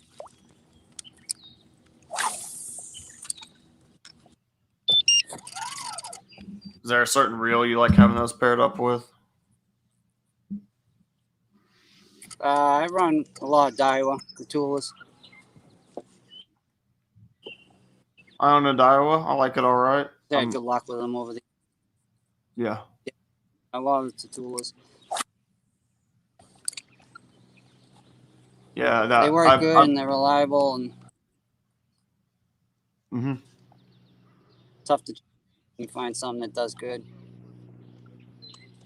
Yeah, I really like the Shimano's. That's kind of where I've laid, made my bed anyways. They've performed well. Yep. I've not had any of them go out on me. I've been fishing them pretty hard for a year and a half now. So, but I did buy a Tatula as well, and it's still doing great. So, can definitely attest to it being quality. Yeah, absolutely.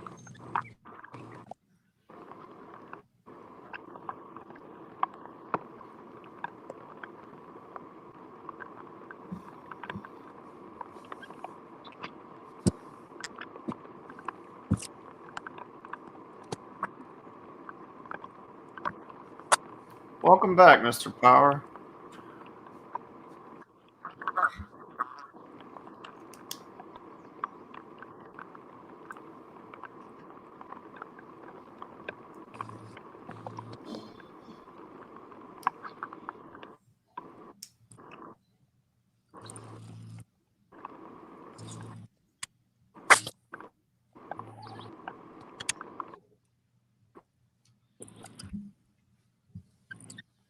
Guys, if y'all are new here, let me give you the update of what we're looking at here. Blake Power 91 1/4.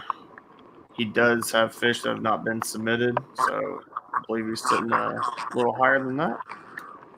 His small fish with his newer ones that he's claimed to have caught would be a 17.5. Conant with 2 fish on the board, sitting at 33 1/4.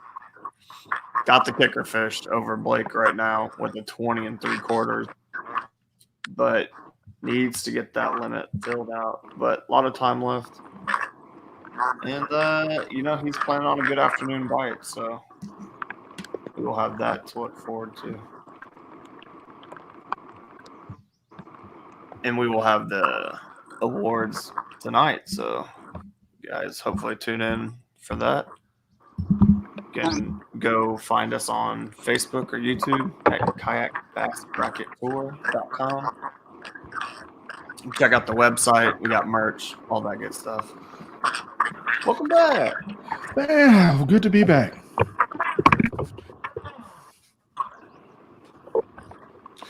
Blake from Afton Power. Izzy says, "Good luck, catch big fishies." The emoji game was strong. I know, right? Emotes. Did I miss anything while I was gone?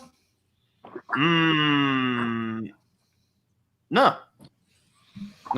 Conant's fishing a point with a shaky head and some other things, and Blake Power is struggling against the cell phone service gods to try to hang out with us here, but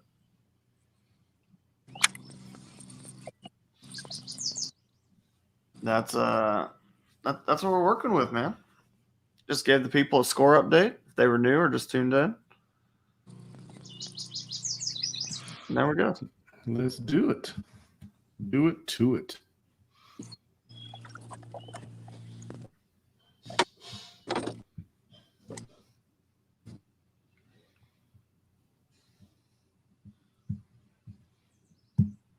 Oh, my boy Blake was frozen again. He's trying, man. Trying. Oh, Blake Power did say that he caught 2 off camera and one's an 18 and a quarter, so he's probably around 93 something now. So.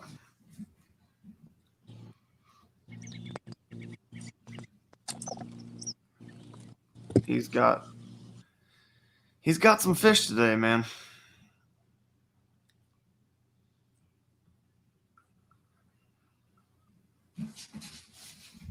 Oh, Matt, looks like Matt's service is spotty too. Yeah, we're struggling a little bit with Yep. the service on some of the lakes here today, but you know, I appreciate the guys taking the time to come on and at least let us start and see how their days went out. But you know, obviously we want them worried about catching fish and not their cell phone service. So.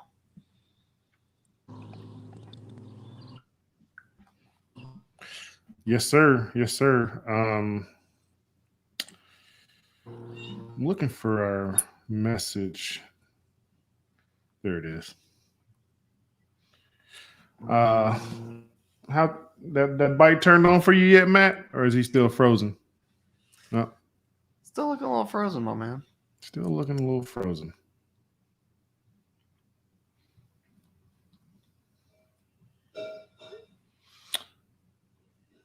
We'll take him down. All right. All right. So we're gonna take a break from the live. Get ourselves situated, take care of some personal things, and look to come back on a little bit in the afternoon to go from at some point till the end of this thing. But we're going to take a break. And before we take a break, we'll give a shout out to our sponsors, Ray's Eyewear. Again, man, Ray'sEyewear.com. Mr. Brian Whitehouse, the owner of Ray's, man, has been a stand-up sponsor, man. He's been there rocking with us through this whole thing. And he makes great quality gear in those shades, man. Go out and get you a pair. You won't be disappointed, whether you fish or not. Like if you hiking, fishing, golf, Yep. He's got a pair for everything, you know. Just going to the beach. He's got a pair for that, I guess. He's got a pair that floats. So for you fishermen, you know, we drop everything in the water. Might want to get that pair that float. If you have you need prescription glasses, he can get prescriptions in the shades as well. So, you know, check him out, Ray'sEyewear.com. Awesome gear. Actually has some apparel as well. And then before we get off, we'll you already gave the update for the score, right? I did give an update, but I mean, we can wait, but I mean, we'll be on a little bit later, and I'm sure we'll have some updates then. So, yeah. And you guys can follow along on Fishing Chaos, right? You can go to Fishing Chaos and hit that tournament button. It'll give you the score if you want to pick up with that. But like I said, we're gonna take a break, and we'll catch you guys a little bit later, man. thank y'all for watching. We appreciate it. Yeah, man. Yeah, man. We do always. See y'all later.